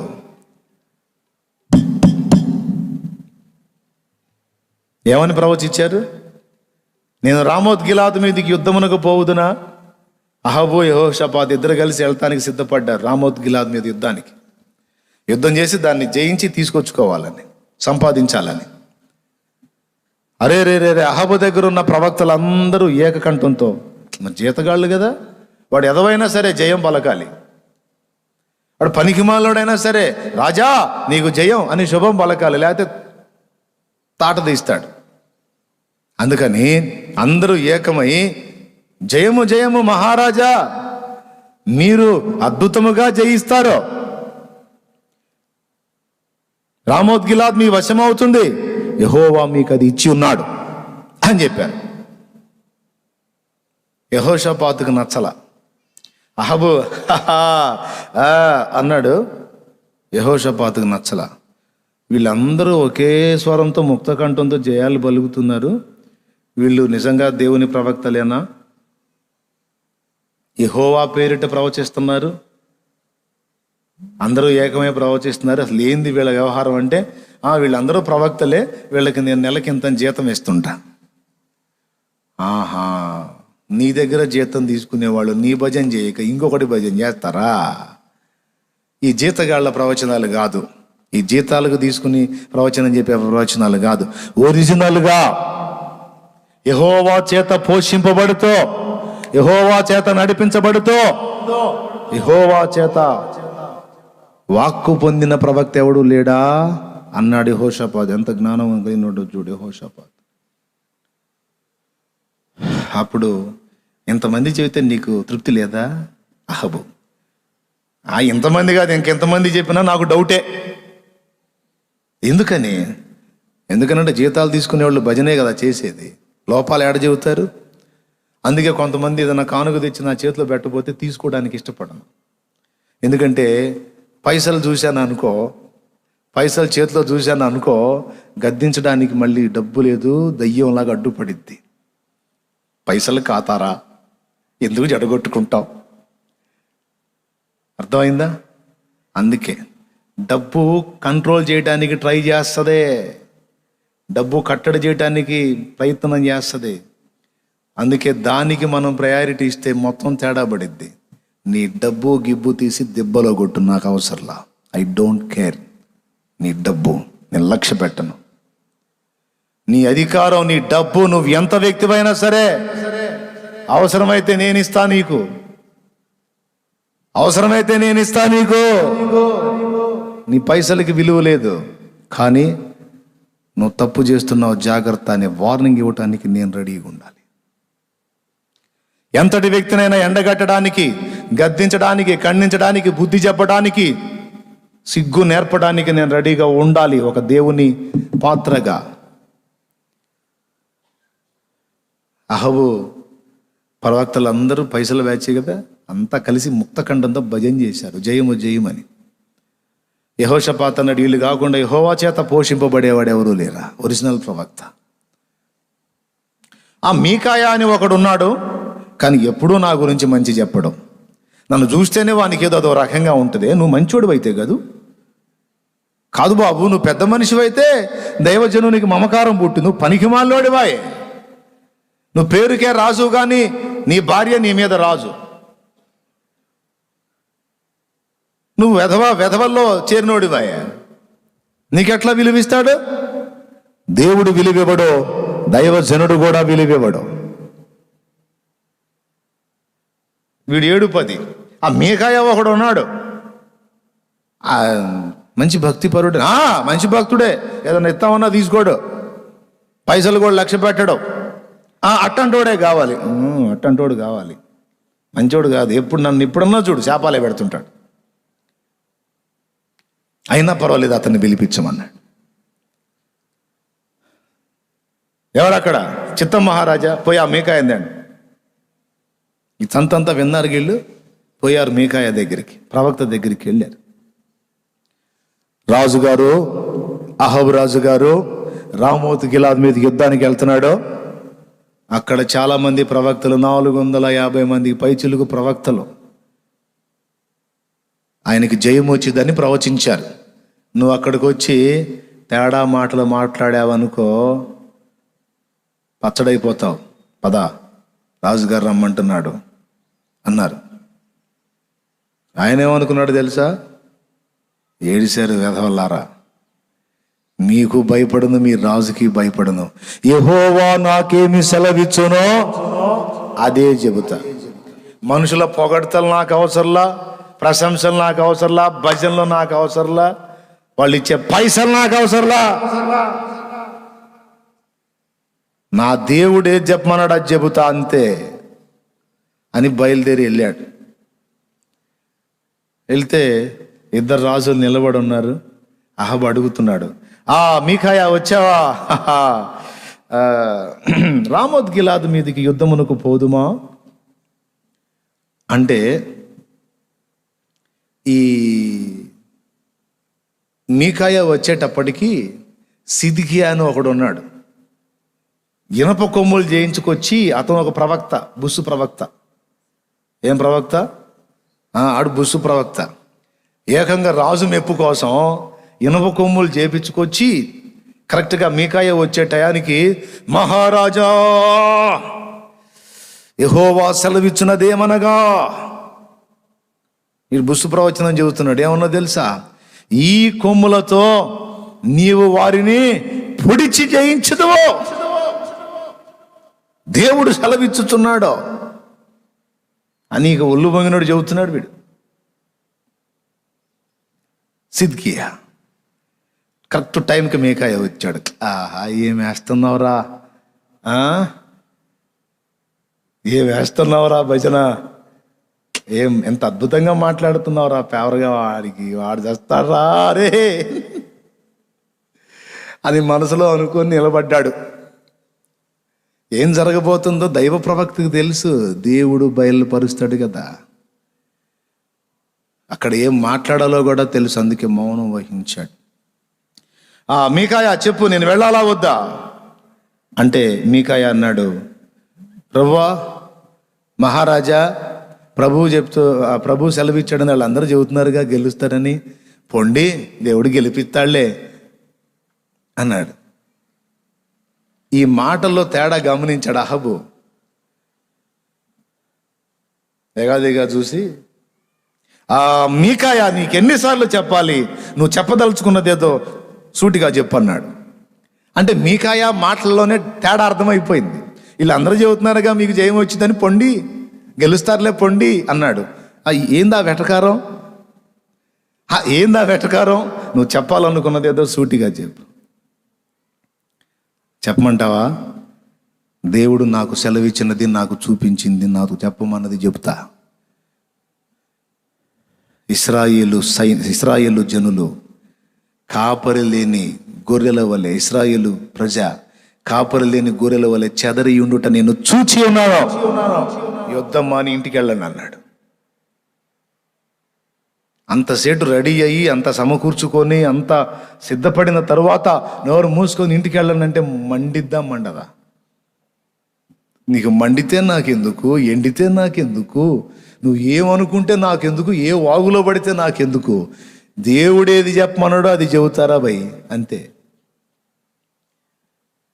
నీ మెప్పు కోసం, నువ్వు విసిరే చిల్లర కోసం మాటలుండవు. ఒక బాబుగారు ఒక ధర్మం చేశారు, వారిని వారి కుటుంబాన్ని మన ప్రభు వారి ఎల్లవేళలా కాపాడును గాక. ఒక అమ్మగారు ఒక ధర్మం చేశారు, వారిని వారి కుటుంబాన్ని వారి పిల్లల్ని ఎల్లవేళలా ఆ ప్రభు సంరక్షించుగాక అనే భజన బృందం కాదు. నీ పైసలు తీసి పక్కన పెట్టు, ముందు మారు మనసు బంధు. దేవుడు ఒప్పుకోవటల్లా. దేవుని దృష్టి ఎదుట నీది చెడు నడత. అహబో, నువ్వు అక్కడికి వెళ్తే చస్తావు. నాకు దేవుడు దర్శనం చూపించాడు, నీకేం గతి పట్టబోతుందో. అసలు నీకు ఆ బుద్ధి పుట్టించింది ఆయనే. రామోత్ గిలాదు మీదికి పోయి అహబు చచ్చున్నట్లు అతన్ని ఎవరు ప్రేరేపిస్తారని పరలోక సింహాసనం ముందు కూర్చున్న ప్రభు తనతో కూడా ఉన్న సైన్యములను అడుగగా, కొందరు ఇలాగున కొందరు అలాగున చెప్పుచుండిరి. అయితే ఎవరు కూడా సరైన ఐడియా చెప్పలేదంట. అప్పుడు ఒక ఆత్మ దేవుని ఎదుటకు వచ్చి, నేను ప్రేరేపిస్తా అని చెప్పింది. అప్పుడు ఎట్లా నువ్వు ప్రేరేపిస్తావు అని అడిగాడు ప్రభు ఆత్మని. ఏం లేదు, అహబు ప్రవక్తల నోట్లో అబద్ధమాడు ఆత్మగా కూసుంటా పోయి. ఇంకేముంది, ఓటమిని గెలుపుగా ప్రవచింపజేస్తా, వాడు పోతాడు చస్తాడు. శబాష్, పో నువ్వు జయమొందుతావు పొమ్మని ఆ ఆత్మను పంపాడు. ఆ అబద్ధాలు ఆడించే ఆత్మ వచ్చి వీళ్ళందరి నోళ్ళలో కూర్చున్నాడు. వీళ్ళు మాట్లాడుతున్నదంతా అబద్ధ ప్రవచనమే. అహబో నువ్వు రామోత్ గిలాద్ మీద దిగిపోయావు అంటే చస్తావు. దేవుడు చెప్పమన్నాడు, నీ ఇష్టం. పరిగెత్తుకుంటూ వస్తాడు సిద్కియా అనేవాడు, వచ్చి చెంప చెళ్ళును కొడతాడు. అందుకే చెప్పింది, దేవుడు చెప్పమన్న మాటలు చెబితే దండలేరు. కొన్నిసార్లు మౌనంగా వెళ్ళిపోతే, కొన్నిసార్లు రాళ్ళు తీసుకొని కొడతారు, చెంపదెబ్బలు కొడతారు, కొన్నిసార్లు గందరగోళం చేస్తారు, చంపుతారు కూడా అవసరమైతే. కానీ సిద్ధపడ్డవాడే దేవుని ప్రవక్త దేనికైనా. అలాగనే అవతల వాళ్ళని అనవసరంగా తృణీకరించి తన్నులు తినమని దేవుడు చెప్పడం. ఇక దేవుడు చెప్పమన్నాడని కనపడ్డ వాళ్ళందరినీ శాపాలు పెట్టుకుంటా తిడతా బొమ్మని చెప్పడం. ఎక్కడ ఏది చెప్పమన్నాడో అది చెప్పాలి. కొన్నిసార్లు సన్మానం రావచ్చు, కొన్నిసార్లు తన్నులు రావచ్చు. ఈ సిద్కియా పరిగెత్తుకుంటూ వచ్చి పఠామని కొట్టి, ఎరా నేను చెప్పిన ప్రవచనానికి వ్యతిరేకంగా ప్రవచిస్తున్నావు, యుద్ధంలోకి వెళ్ళి వాళ్ళు ఓడిపోతారని చెబుతున్నావు, యెహోవా సెలవిచ్చాడని చెప్తున్నావు, నా యుద్ధం నుండి ఏ ప్రక్కగా నీ దగ్గరకు వచ్చాడ్రా యెహోవా ఆత్మ అని చెంప మీద కొడతాడు. అప్పుడు మీకాయా అంటాడు,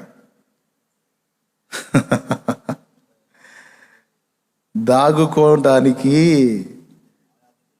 గదులు దేవులాడుకుంటావు చూడు, అప్పుడు అర్థమైద్ది లేపో అంటాడు. ఈడితో పాటు పోతావురా నువ్వు కూడా, యుద్ధంలో ఓటమి పాలై ఈడు తెస్తే మీరు పరారైపోయి దాక్కోవటానికి గదులు దేవులాడుకునే గతి నీకు వచ్చింది, అప్పుడు అర్థమైద్ది పో. ఎటు పక్క నుంచి వచ్చి చెప్పాడు నాకు. అంతా పెడద్రంగానే ఉంటుంది. అప్పుడు ఇక మీకాయని తీసుకెళ్ళి పక్కన పడేయండి, మీకాయని పక్కకు తీసుకెళ్తారు. ఈ అహాబు గారికి డౌటు ఆ మీకాయ చెప్పాడంటే ఖచ్చితంగా జరిగిద్దని వీడు తెలివి గెటప్ మార్చుకుంటాడు. యుద్ధం మానుకోడు. ఎందుకంటే ఇప్పుడు 10 మంది నడిచింది దారి కానీ ఒకడు నడిచింది దారా అన్నట్టు జనాలకి ఇదొక దిక్కుమాలిన సామెత ఉందిగా. అట్లాగా వాడి తెలివి కూడా 10 మంది చెప్పే జరిగిద్ది కానీ ఒక్కడు చెప్పే జరిగిద్దా అన్నట్టు. మీకాయ మాటలు ఖాతరు చేస్తాడా, లక్ష్య పెడతాడా, బేఖాతరు చేస్తాడు, తృణీకరిస్తాడు. అయినా కొంచెం గిల్టీ ఉంటుంది. రామోత్ గిలాద్ మీదకి పోతాడు యుద్ధానికి, యెహోషాపాతు ఇద్దరు కలిసి పోతారు.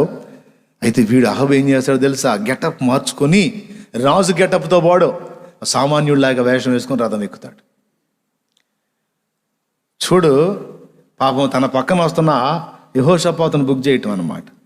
యెహోషాపాతు ఏమో రాజవస్త్రాలు ధరించిపోతాడు. ఇప్పుడు ఆ సైన్యం ఏమనుకుంటారు, ఎవరు రాజు అనుకుంటారు? యెహోషాపాతు. ఇప్పుడు మూడితే ఎవరికి మూడిద్ది?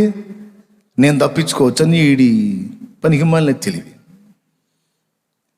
అక్కడికి వెళ్ళగానే వాళ్ళందరూ రామోత్ గిలాద్ వాళ్ళందరూ కలిసి ఈ వీళ్ళ మీద ఎగబడతారు. ఎగబడగానే ఇక యెహోషాపాతుకు అర్థమైపోయింది, యెహోషాపాతే రాజని.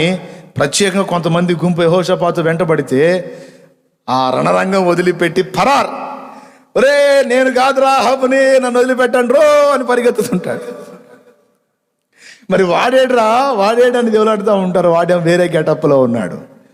ఈ లోపు ఒకడు గురి చూడకయే వదిలిన బాణం వచ్చి అహాబు గుండెల్లో దొచ్చింది. ఖతం. ప్రవక్త చెప్పింది జరిగిందా లేదా? స్తోత్రం చెప్పండి, చెప్పండి గట్టిగా. జరిగిందా లేదా? మరి జరిగిందా లేదంటే హల్లెలూయా అంటారు కదా. దేవుడు పలకమన్న మాట పలికితే కొన్నిసార్లు సన్మానం, కొన్నిసార్లు అవమానం, ఏదైనా రావచ్చు. కానీ ఆయన పలకమన్నది పలికితేనే ఆత్మలకు మేలు. ఆయన పలకమన్నది పలికితేనే మనకు కిరీటం. ఆయన పలకమన్నది పలికితేనే మనకు శాశ్వత ఘనత. మనుషులు కోరుకునే పలకటానికి, మనుషులు చెడిపోయి చెడుతనంలో బతుకుతున్నా దేవుడు నిన్ను దీవిస్తాడు, దేవుడు నిన్ను వర్ధిల్ల చేస్తాడు, ఏది అందులోనే కొనసాగు. నువ్వు బాగా 2 కుంపట్లు పెట్టావు కదా, అద్భుతంగా అందులో దీవిస్తాడు దేవుడు నిన్ను. మానేయ్, చెడుతనం మానేయ్, పాపాన్ని విసర్జించు. దేవుడు అభ్యంతర పడుతున్నాడు, అసహించుకుంటున్నాడు, దేవుడు నిన్ను గూర్చి దుఃఖపడుతున్నాడు. నువ్వు మారు మనసు పొందు. అంటే ఏందండి ఆయన ప్రసంగం? ముఖం మీద కొట్టినట్టే మాట్లాడతాడు, పొద్దుగులు ఆ మాట చెబుతాడు. ఎవరి పరిస్థితులు వాళ్ళకు ఉంటాయి, ఎవరి బాధలు వాళ్ళకు ఉంటాయి. కదిలితే ఆ విషయాలు తీసుకొస్తాడేంది? మా వ్యవహారాలు ఆయనకి ఎందుకు? ఏది యోహాను 3:16 లాగా. పాస్టర్ గారు ఒక ఆయన ప్రసంగం మొదలుపెట్టి యోహాను 3:16 అని 4-5 సార్లు అన్నాడంట. వెంటనే కూర్చుని వాళ్ళు ఒకళ్ళు లేచాడంట, ఇగో మర్యాద ఉండదు అన్నాడంట. ఇదేంట్రా బాబు వీడు ఎంత సీరియస్ అయ్యాడు? నేను యోహాను 3:16 చదవమని చెబుతుంటే ఏంటంటే, ఏంటి నువ్వు మాట్లాడేది, అసలు నాతో నీకెందుకు అన్నాడు. అసలు నీ గురించి నేను ఎందుకు చెప్పాను బాబు అంటే, మరి నా ఎవరి గురించి చెప్పాను? ఎవరి గురించి చెప్పావు? నువ్వు బైబిల్ చెప్పాలంటే ఎన్ని వాక్యాలు లేవు? నువ్వు నా గురించే. అరే నీ గురించి నేనేం చెప్పాను? మరి యోహాను 3:16 ఏంది?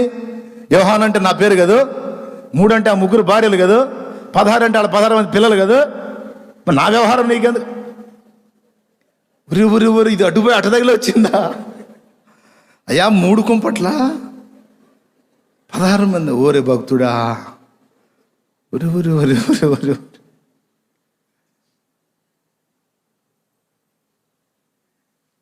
కొంతమంది ఫీలింగ్, నా గురించి ఆయనకి ఎందుకు? నేను తాగితే ఆయనకి ఎందుకు? నాకు 2 ఇళ్ళు ఉంటే ఆయనకి ఎందుకు? 3 ఇళ్ళు ఉంటే ఆయనకి ఎందుకు? ఆయన నా గురించే చెప్పేది. ఏమి నొప్పి పాపం చెప్పేవాడికి సంబంధం లేదు. వరసలో దేవుడు నడిపింపు ప్రకారం వెళ్తూ ఉంటాడు, తగిలే వాళ్ళకు తగులుతూ ఉంటుంది. అప్పుడు ఏం చేస్తారు తెలుసా? నొప్పి పుట్టి కట్ అయిపోతారు కొంతమంది మారు మనసు పొంది దిద్దుకుంటారు. దేవునికి స్తోత్రం చెప్తాం గట్టిగా, హల్లెలూయా. మనుషుల మెప్పు, మనుషుల భజన, మనుషుల గొప్ప, మనుషుల ఘనత తీసి దెబ్బలో కొట్టినవాడు ప్రవక్త. దేవుడు పలకమన్నది పలుకున్నట్లు దేవుని దగ్గర కనిపెట్టి ఆయన వాక్కు తీసుకొని మాట్లాడితే అప్పుడు బ్రతుకుతాయి ఎండిపోయిన ఎముకలు. దేవుని మాట తగిలితే బ్రతుకుతాయి. నీ సబ్జెక్టు, నీ జ్ఞానం, నీ పాండిత్యం, నీ పనితనం, నీ మేధాశక్తి, నీ బైబిల్ పరిజ్ఞానం, నీ బైబిల్ కాలేజీ జ్ఞానం, ఇది కాదు ఆత్మల్ని బతికించేది. బైబిలే అయినప్పటికీ ఎక్కడ, ఎప్పుడు, ఏ వేళ, ఏ సందర్భంలో ఏం మాట్లాడాలో దేవుని పాదాల దగ్గర కూర్చొని కనిపెట్టుకొని ఆ వాక్కు పొంది దాన్ని అనుసరించి నువ్వు ప్రవచించగలిగితే అప్పుడేం జరిగిందో చూడు. ఏం జరిగిందో చూడు. ఆయన నాకు ఇచ్చిన ఆజ్ఞ ప్రకారము నేను ఆజ్ఞ ప్రకారము ప్రవచించుట అనే దాన్ని రౌండ్ చేయండి. అది దేవుని పాత్రలుగా ఉన్న వాళ్ళకి కావలసినటువంటి లక్ష్యం. ఆజ్ఞ ప్రకారముగా బ్రతకటం, ఆజ్ఞ ప్రకారముగా నడుచుకోవటం, ఆజ్ఞ ప్రకారముగా మాట్లాడటం, ఆయన ఆజ్ఞ చొప్పున వ్యవహరించటం. అందరూ వింటున్నారు కదా? వినండి, చదువు. ఆయన నాకు ఇచ్చిన ఆజ్ఞ ప్రకారం నేను ప్రవచించుచుండగా గడగడమన ధ్వని ఒకటి పుట్టెను. అప్పుడు ఎముకలు ఒకదానితో ఒకటి కలుసుకొనెను. దేవునికి స్తోత్రం. ఫస్ట్ ఏం పుట్టింది? ఎప్పుడైతే దేవుడు పలికిన మాటలు, చెప్పమన్న మాటలు పలికాడో భయంకరమైన శబ్దం, గడగడ గడగడమనే శబ్దం పుట్టింది. నీ కుటుంబంలో కావచ్చు, సమాజంలో కావచ్చు, సన్నిధిలో కావచ్చు, నువ్వు దేవుని మూలంగా పలికినప్పుడు ఫస్ట్ గడగడగడమను శబ్దం పుట్టుద్ది. ఆ శబ్దానికి భయపడి ప్రవచించటం మానకూడదు.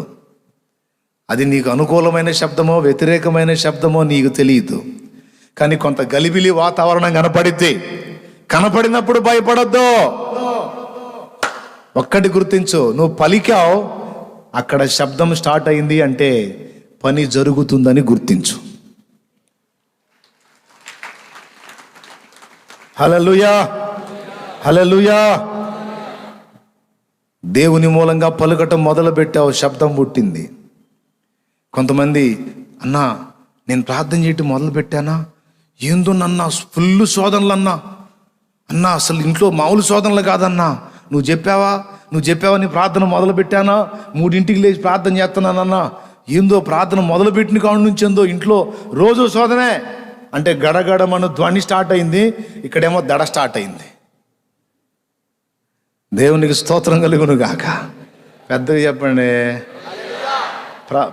దేవుడు చెప్పినట్లుగా చేస్తుంటే ఏందోనన్నా ఇంకా ఎక్కువైపోయిందన్నా, ఇంకా పెరిగిపోయిందన్నా, అమ్మో అందుకని ఇక సర్దుకుంటావన్నా. సర్దుకుంటే గడగడ ధ్వని కూడా మళ్ళీ ఆగిపోతుందన్నా, తర్వాత కార్యం జరగదన్నా.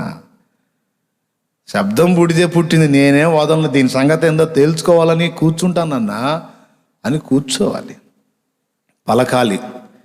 మళ్ళా పలికాడు, గడగడమను ధ్వని పుట్టింది. ఆ ఎముకలు గల లోయలో ఒక్కడే ఉన్నాడు యెహెజ్కేలు, సజీవుడు. ఆ సజీవుడు ఒక్కడే ఉన్న ఆ ప్రదేశంలో అంత నిర్జీవమైపోయి ఎండిపోయిన ఎముకలు ఒక్కసారిగా గడగడగడమని ధ్వనితో లెగిస్తే కలవరం పుట్టదో? ఇంకా ప్రార్థన చేయబుద్ధి అయిద్దా? ఇంకా చెప్పబుద్ధి అయిద్దా? అమ్మ బాబోయ్ ఇంత వ్యతిరేకత.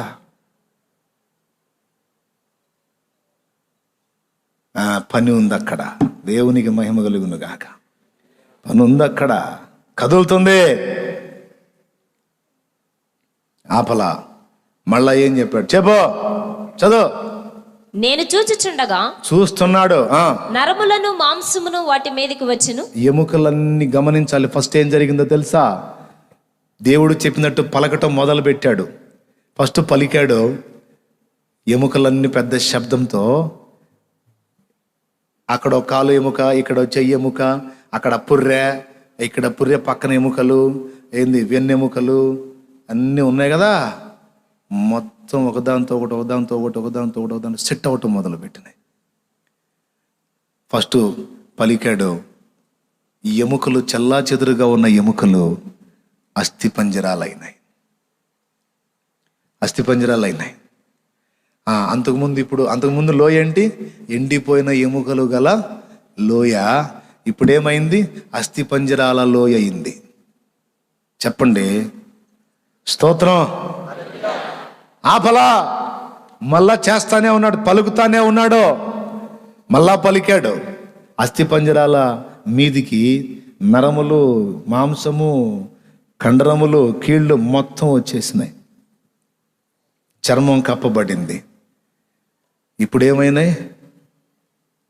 ఎండిపోయిన ఎముకలు ప్రవచించినప్పుడు అస్థిపంజరాలు అయినాయి. అస్థిపంజరాలు గల లోయ అయింది. అస్థిపంజరాలు గల లోయలో మళ్ళా ప్రవచించడం మొదలుపెట్టినప్పుడు మాంసము, చర్మము, నరములు అన్నీ కప్పబడి ఇప్పుడు శవములు గల లోయ అయింది. ఏం లోయ? శవములు గల లోయ. అంతవరకు ఆపాడు. దేవుడు మౌనంగా ఉన్నాడు, యెహెజ్కేలు కూడా మౌనంగా ఉన్నాడు. నరపుత్రుడా, చిత్తము ప్రభువా, ఏంటి మౌనంగా ఉన్నావు? చెప్పాయా ఏం చెప్పాలో? ఇప్పటిదాకా నువ్వు చెప్పావు, నేను చెప్పాను, అది అట్లా జరిగింది. మరి అంతే కదా, ఎండిపోయిన ఎముకలు అస్థిపంజరాలు ఇప్పుడు మాంసం కలిగి ఉన్న శవాలు. అంటే మొత్తం మనుషులు అయ్యారు కానీ జీవం లేదు. అప్పుడు ఏంటి అవి? శవాలు. అప్పుడు చెప్తున్నాడు, చదువు. అయితే వాటిలో జీవాత్మ ఎంత మాత్రమును లేనప్పుడు ఏమైతే అవన్నీ శవములు. చదువు. అప్పుడు ఆయన, నరపుత్రుడా, జీవాత్మ వచ్చినట్లు ప్రవచించి ఇట్లనుము. అద్దుగా మళ్ళా చెబుతున్నాడు, ఆపద్దు, మళ్ళా ప్రవచించు. ప్రభువు యెహోవా సెలవిచ్చినదేమనగా, జీవాత్మ నలుదిక్కుల నుండి వచ్చి హతులైన వీరు బ్రతుకున్నట్లు వారి మీద ఊపిరి విడువుము. ఆయన నాకు ఆజ్ఞాపించినట్లు నేను ప్రవచింపగా. మళ్ళీ అంటున్నాడు, ఆయన నాకు ఆజ్ఞాపించినట్లు. మరో రకంగా కదా, ఆయన ఎలా చెప్పాడో అలా నేను మళ్ళా మాట్లాడగా, ప్రవచించగా, జీవాత్మ వారిలోనికి వచ్చెను. వారు సజీవులై లేచి లెక్కింప సఖ్యము కాని మహాసైన్యమ నిలిచిరి. అబ్బా, దేవునికి స్తోత్రం కలుగును గాక. ఇప్పుడు ఈ ప్రవచనం కూడా కంప్లీట్ అయిన తర్వాత, వాళ్ళలోకి జీవాత్మ ప్రవేశించిన తరువాత ఇప్పుడేమైంది? సజీవుల లోయ. దేవునికి స్తోత్రం కలుగును గాక. వరుసగా చెబుతాం. ఫస్ట్ ప్రవచనం ఎత్తి మాట్లాడినప్పుడు ధ్వని గల లోయ, తర్వాత ఎండిపోయిన ఎముకల గల లోయ, ధ్వనితో నిండిన లోయ. ఇప్పుడు రెండవది అస్థిపంజరములతో నిండిన లోయ, తర్వాత శవములతో నిండిన లోయ. మళ్ళా మాట్లాడినప్పుడు, మళ్ళా దేవుని మూలంగా ప్రవచించినప్పుడు సజీవమైన వ్యక్తులు గల లోయ. మళ్ళా దేవుని కృపతో దేవుని మూలంగా పలికినప్పుడు ఆ సజీవులైన వ్యక్తులే దేవుని సైన్యం అయిపోయారు.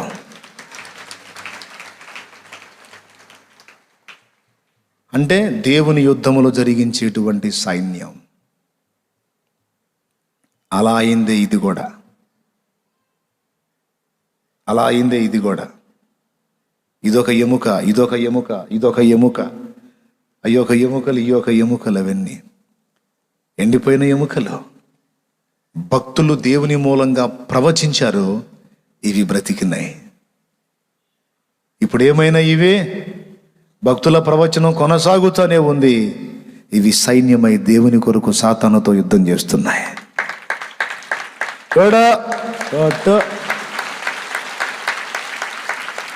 హల్లెలూయా, హల్లెలూయా. ఏ మాటలు పలికితే ఇది జరుగుద్ది? ఎవరి మాట పలికితే జరిగిద్ది? మానవ జ్ఞానమా, దేవుని వాక్క? అందుకన్నాడు, శక్తితో కూడిన దేవుని వాక్. నా మాట బయలు వెళ్ళింది, కార్యము చేయక తిరిగి వస్తుందా అంటాడు. దేవుని వాక్ రిలీజ్ కావాలి, దేవుని శక్తితో కూడిన వాక్ రిలీజ్ కావాలి. అప్పుడు కార్యం చూడగలుగుతాం. దేవుని రాజ్యం నీ నా మాటలతో కాదు, దేవుని వాక్కుతోనూ ఆ వాక్కులోని శక్తితోనూ ఉన్నది. మనం పలికితే జరగదు, దేవుడు పలికితే లేనిది కూడా ఉన్నట్టు ప్రత్యక్షమైతే. ఎంతమంది ఒప్పుకుంటారు? ఉన్నవి లేనట్టుగా చేయగలడు, లేనివి. పొడిసిటిలోన జలములను కొలిచిన వాడితడు, పర్వతములను త్రాసులో తూచిన వాడితడు. పొడిసిటిలోన జలములను కొలిచిన వాడితడు, పర్వతములను త్రాసులో తూచిన వాడితడు. శూన్యములోన జ్యోతులను నిలిపిన వాడితడు, శూన్యములోన జ్యోతులను నిలిపిన వాడితడు. కొలపాత్రలోన భూమిని కొలిచిపోసిన వాడితడు, కొలపాత్రలోన భూమిని కొలిచిపోసిన వాడితడు. జగతి పునాదులు వేయబడక భూమ్యాకాశము చేయబడక ముందే ఉన్న దేవుడు, ఆది సంబోధుడు. ఉన్న దేవుడు, ఆది సంబోధుడు. జగతి పునాదులు వేయబడక ముందే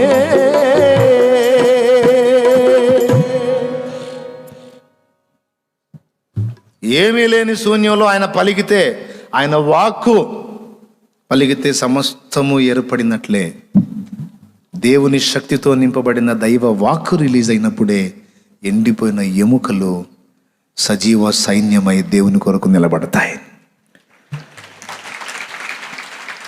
ఈరోజు ఆ ఎండిపోయిన ఎముకల్ని సైన్యముగా నిలబెట్టడానికి దేవుడు రెడీ. ఎండిపోయిన ఎముకలు కూడా బాగుపడటానికి రెడీ. అమాయకంగా దీనంగా చూస్తున్నారు వ్యక్తులు. ఎండిపోయిన స్థితిలో, ఎండిపోయిన ఎముకల్లాగా.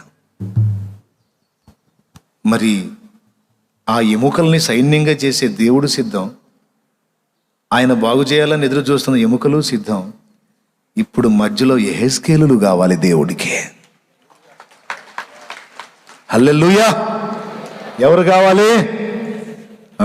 ఆ ఎముకల మధ్యలో సంచరించి ప్రభువు మాట చొప్పున ప్రవచించి ఆ ఎముకలను ఒక సైన్యముగా నిలబెట్టడానికి దేవునికి ఒక మానవ వ్యక్తి కావాలి, ఒక యెహెజ్కేలు కావాలి. ఈరోజు నువ్వు కొంతమంది విషయంలో యెహెజ్కేలువే అయ్యావు. నువ్వు కొంతమంది విషయంలో యెహెజ్కేలువే అయ్యావు. నీ కుటుంబంలో ఎండిపోయిన వ్యక్తులను బతికించడం కోసం దేవుడు నిన్ను ఒక యెహెజ్కేలుగా వాడుకున్నాడు. నీ బజార్లో, నీ ప్రాంతంలో, నీ సమాజంలో ఎండిపోయిన ఎముకల్ని బ్రతికించడానికి దేవుడు నిన్ను ఒక యెహెజ్కేలుగా ఇప్పటికే కొంతమంది విషయంలో వాడుకున్నాడు. కొంతమేర వాడబడ్డావు. కొద్ది గడగడమని ధ్వని బొట్టగానే సర్దుకున్నావు కొన్ని విషయాల్లో. ఇదేందో దేవుడి పని అని అంత దేవుడే అని దేవుడి కోసం పరిగెత్తుతుండేందో, నాకేందో దెబ్బ మీద దెబ్బ తగులుతుంది. ఎందుకు వచ్చిన గొడవ? మనం ఎందుకు ఇవన్నీ? వాళ్ళు చేసే పనులు మనకెందుకు? ఈ ప్రార్థనలు మనకెందుకో? ఈ సువార్త ప్రచారాలు మనకెందుకో? ఎందుకు? గడగడమని ధ్వని వస్తుందిలే, దెయ్యాలన్నీ మన మీద దాడి చేస్తున్నాయి ఎందుకు అని కొంతమంది సర్దుకున్నారు ప్రతికూల పరిస్థితులు చూసి. అలాగా యెహెజ్కేలు సర్దుకుంటే, మనకు ముందు తరంలో ఉన్న దైవజనులు సర్దుకుంటే, ఇప్పటి తరంలో ఉన్న దైవజనులు సర్దుకుంటే, నా మట్టుకు నేను సర్దుకుంటే మీరు బ్రతకగలరా? మరి నా విషయంలో నాకు ప్రకటించిన దైవజనుడు సర్దుకుంటే నేను బ్రతకగలనా? కాదు కదా. ఇప్పుడు మీ బాధ్యత మీరు విస్మరిస్తే మీ వల్ల బ్రతకాల్సినవెన్నో మనం నష్టపోవాల్సి ఉంటుంది. అందుకే దేవుడు అంటున్నాడు, నువ్వు నాకు ఒక యెహెజ్కేలు లాగా అందుబాటులోకి రా, నా వశమునకు అప్పగించుకో. నువ్వు ఇంతవరకు యెహెజ్కేలుగానే వాడబడ్డావు, వాడుకున్నాను నిన్ను. కొంతమంది ఎండిపోయిన బతుకులను నీ వల్ల బతికించాను, నీ ద్వారా. గడగడమను ధ్వనికి, అవి శ్రమల ధ్వనులో, సమస్యల ధ్వనులో, ఆకర్షణల ధ్వనులో, వేటికి మళ్ళా నువ్వు ఆకర్షింపబడి వెనక్కి జారావో చూసుకొని నా వైపు మళ్ళుకొని, నాకును ఎండిపోయిన ఎముకలకును మధ్యవర్తివై ఉండు, నిన్ను వాడుకొని నేను వాటిని బతికిస్తానని దేవుడు మాట్లాడుతున్నాడు. చెవులు గలవాడు ఆత్మస్వరం వినుగాక. హల్లెలూయా. లే, మోకాళ్ళ మీదకి రా, ప్రార్థన చేద్దాం రా. దేవా, నన్ను అలాగూ చేయి ప్రభువా, నన్ను అలాగూ చేయి. ఎండిపోయిన ఎముకల్లాగున్న జీవితాలను బ్రతికించడానికి నన్ను వాడుకో. ఏ ధ్వనులకు, ఏ శబ్దాలకు, ఏ ప్రతికూల పరిస్థితులకు భయపడక,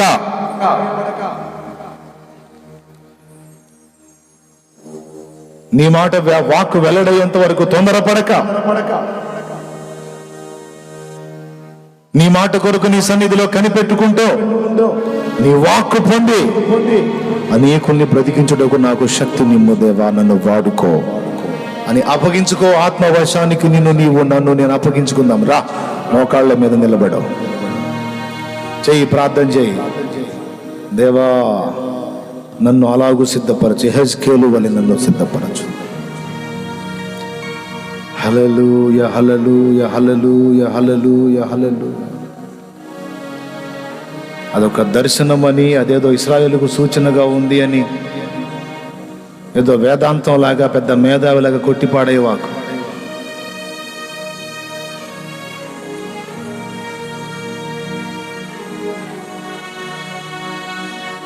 నువ్వు సిద్ధపడితే దేవుడు నిన్ను అలా మధ్యవర్తిగా వాడుకోవటానికి ఇష్టపడుతున్నాడు. ఏవో ప్రతికూల పరిస్థితులకు భయపడి, లోకాకర్షణలకు లొంగిపోయి భారాన్ని వదిలిపెట్టావా? శబ్దము నీ ఇంట్లో నుండే మొదలవ్వాలి. గడగడమన ధ్వని నీ ఇంట నుండే ప్రారంభం కావాలి. ఎండిపోయిన ఎముకలు నీ ఇంట నుండే ముందు బ్రతకడం మొదలు పెట్టాలి. నీ వారిలో నుండే, నీ సమాజంలో నుండే, నీ ప్రాంతంలో నుండే, నీ గ్రామంలో నుండే, నీ పట్టణంలో నుండే, నీ జిల్లాలో నుండే మొదలై అనేకులు బ్రతుకున్నట్లు నువ్వు వాడబడాలి. దేవుణ్ణి వాడుకోవటమే కాదు, అన్ని విషయాలకు పద్దాకలు దేవా దేవా నాకు అది చేయ, నాకు ఇది చేయని దేవుని ఒక ఏటీఎం లాగా వాడుకోవటం కాదు. దేవుడు నిన్ను వాడుకున్నట్లు ఆయన వశానికి నిన్ను నువ్వు అప్పగించుకో.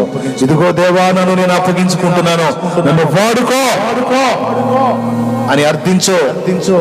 దేవుడు నిన్ను తన చేయి పట్టుకుంటాడు, తన చేత పట్టుకుంటాడు. నిన్ను బలపరుస్తాడు, నిన్ను వశపరుచుకొని అనేకుల్ని బ్రతికించేటట్టు నిన్ను వాడుకోబోతున్నాడు ఆయన. ప్రభువా స్తోత్రమయ్యా, స్తోత్రమయ్యా. ప్రార్థన చేద్దాం.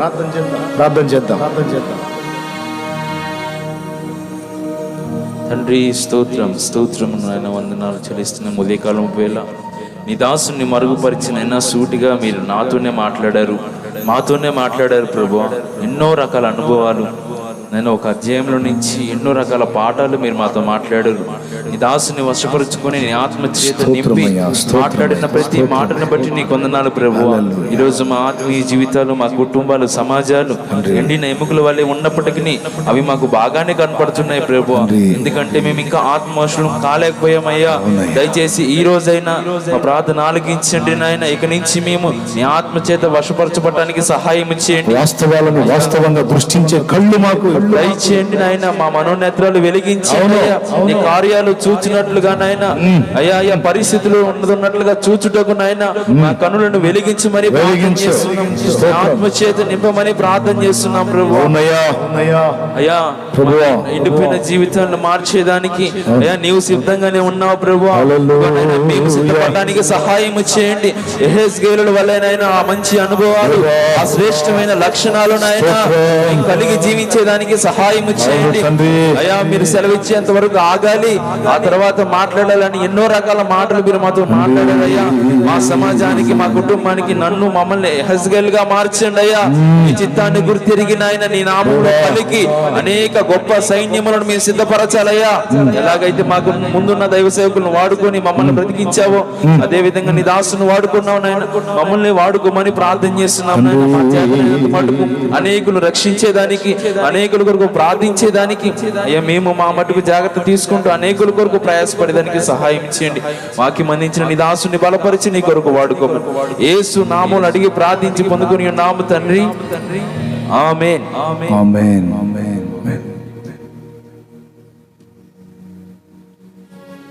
మనకి వాస్తవాన్ని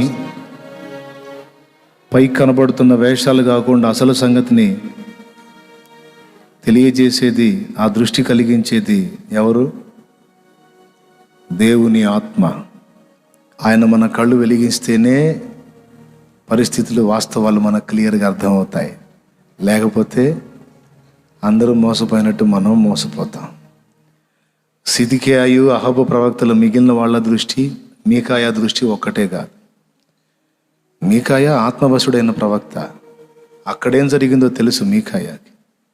దేవుని సింహాసనం దగ్గర ఏం జరిగిందో తెలుసు మీకాయాకి. వీళ్ళకేం తెలుసు? కళ్ళు వెలిగించబడని వాళ్ళు.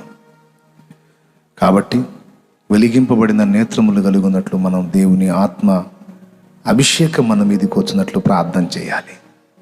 యెహోవా హస్తము నా మీదికి రాగా నేను ఆత్మవశుడనైతిని. ఆయన అభిషేకం మన మీదకి వచ్చి ఆయన వశమై అందరి జీవితాల్లో వాస్తవాలను గుర్తించి ఎవరికి ఏది చెప్పాలో, దేవుడు ఏది చెప్పమన్నాడు అది చెప్పున్నట్లు మనం రెడీ కావాలి. ఈ సంగతులు మనస్కరించండి. దేవుడు పలకమన్నది పలకకపోవటం తప్పు. దేవుడు మాట్లాడక మునుపు మాట్లాడడానికి తొందరపడటం తప్పు. ఆగి దేవుని సమయాన్ని గుర్తించి పని చేయటం మనం నేర్చుకుందాం. దేవుడు అన్నప్పుడు ఇక ఆగటం కూడా తప్పే. దూకుదాం. అది ఏదైనా దేవుడు మనకు సహాయం చేయునుగాక. హల్లెలూయా. అందరం పైకి లేచి నిలబడదాం.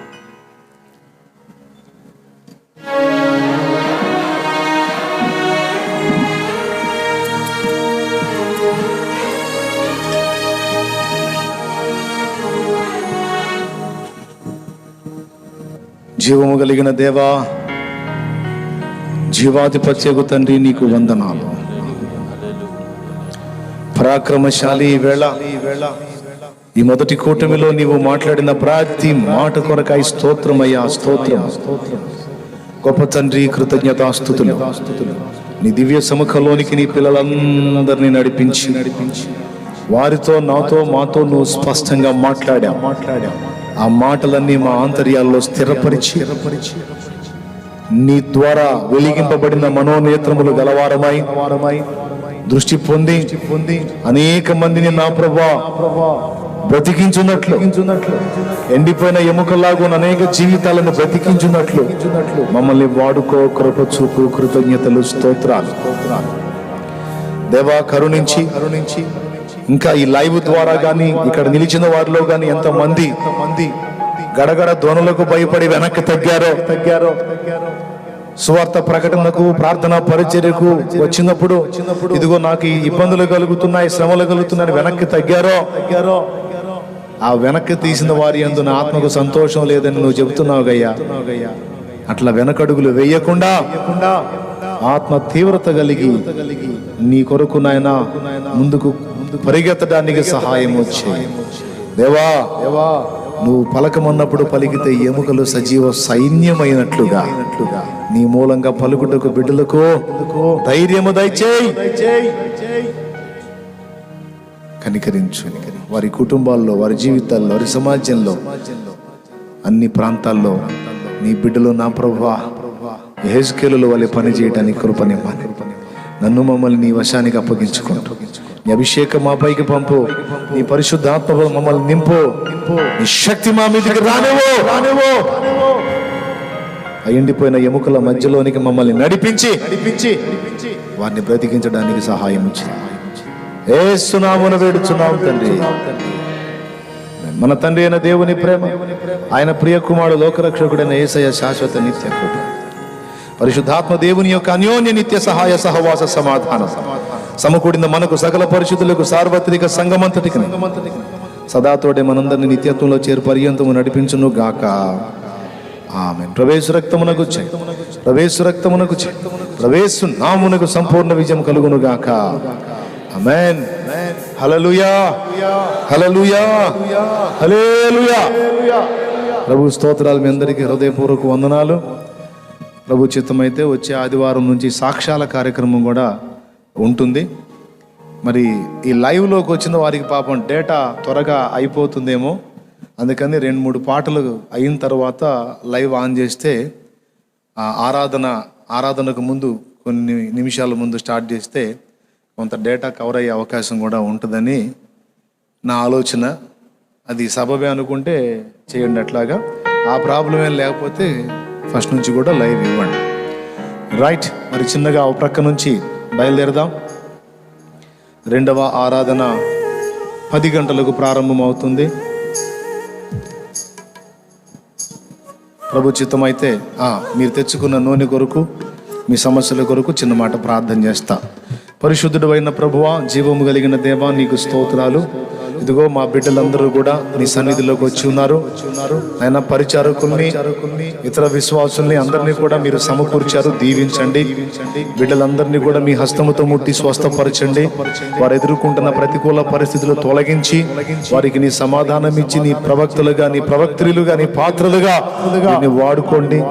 అలాగే వారు తెచ్చిన నూనె ప్రార్థిస్తున్నాం దేవా, దయచేసి నా ప్రభా అది రాసి ఎవరి కొరకు వారు ప్రార్థించిన అది స్వస్థత కలుగుటకు నా ప్రభా అద్భుతంగా నాయన వాడబట్టకు సహాయం చేయండి.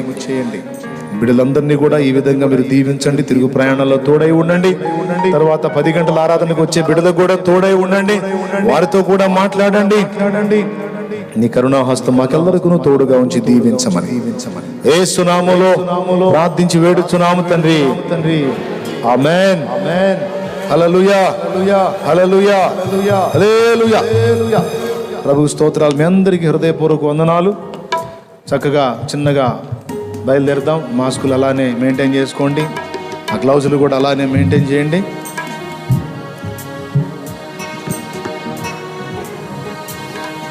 పరిచారకులందరికీ మనవి, మరి ప్రభు చిత్తం అయితే నెక్స్ట్ సండే నుంచి మరి పై వచ్చే ఆదివారం కదా, పై వచ్చే ఆదివారం కదా, పై వచ్చే ఆదివారం. ఓకే. ఇది 30 వచ్చింది కదా. అవునవును.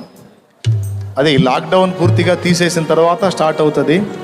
కొద్దిగా ఇప్పటి నుంచే వాళ్ళు రెడీ చేసుకోవాలి. కొంచెం మీ వస్తువులు ఎక్కడున్నాయో చూసుకోండి.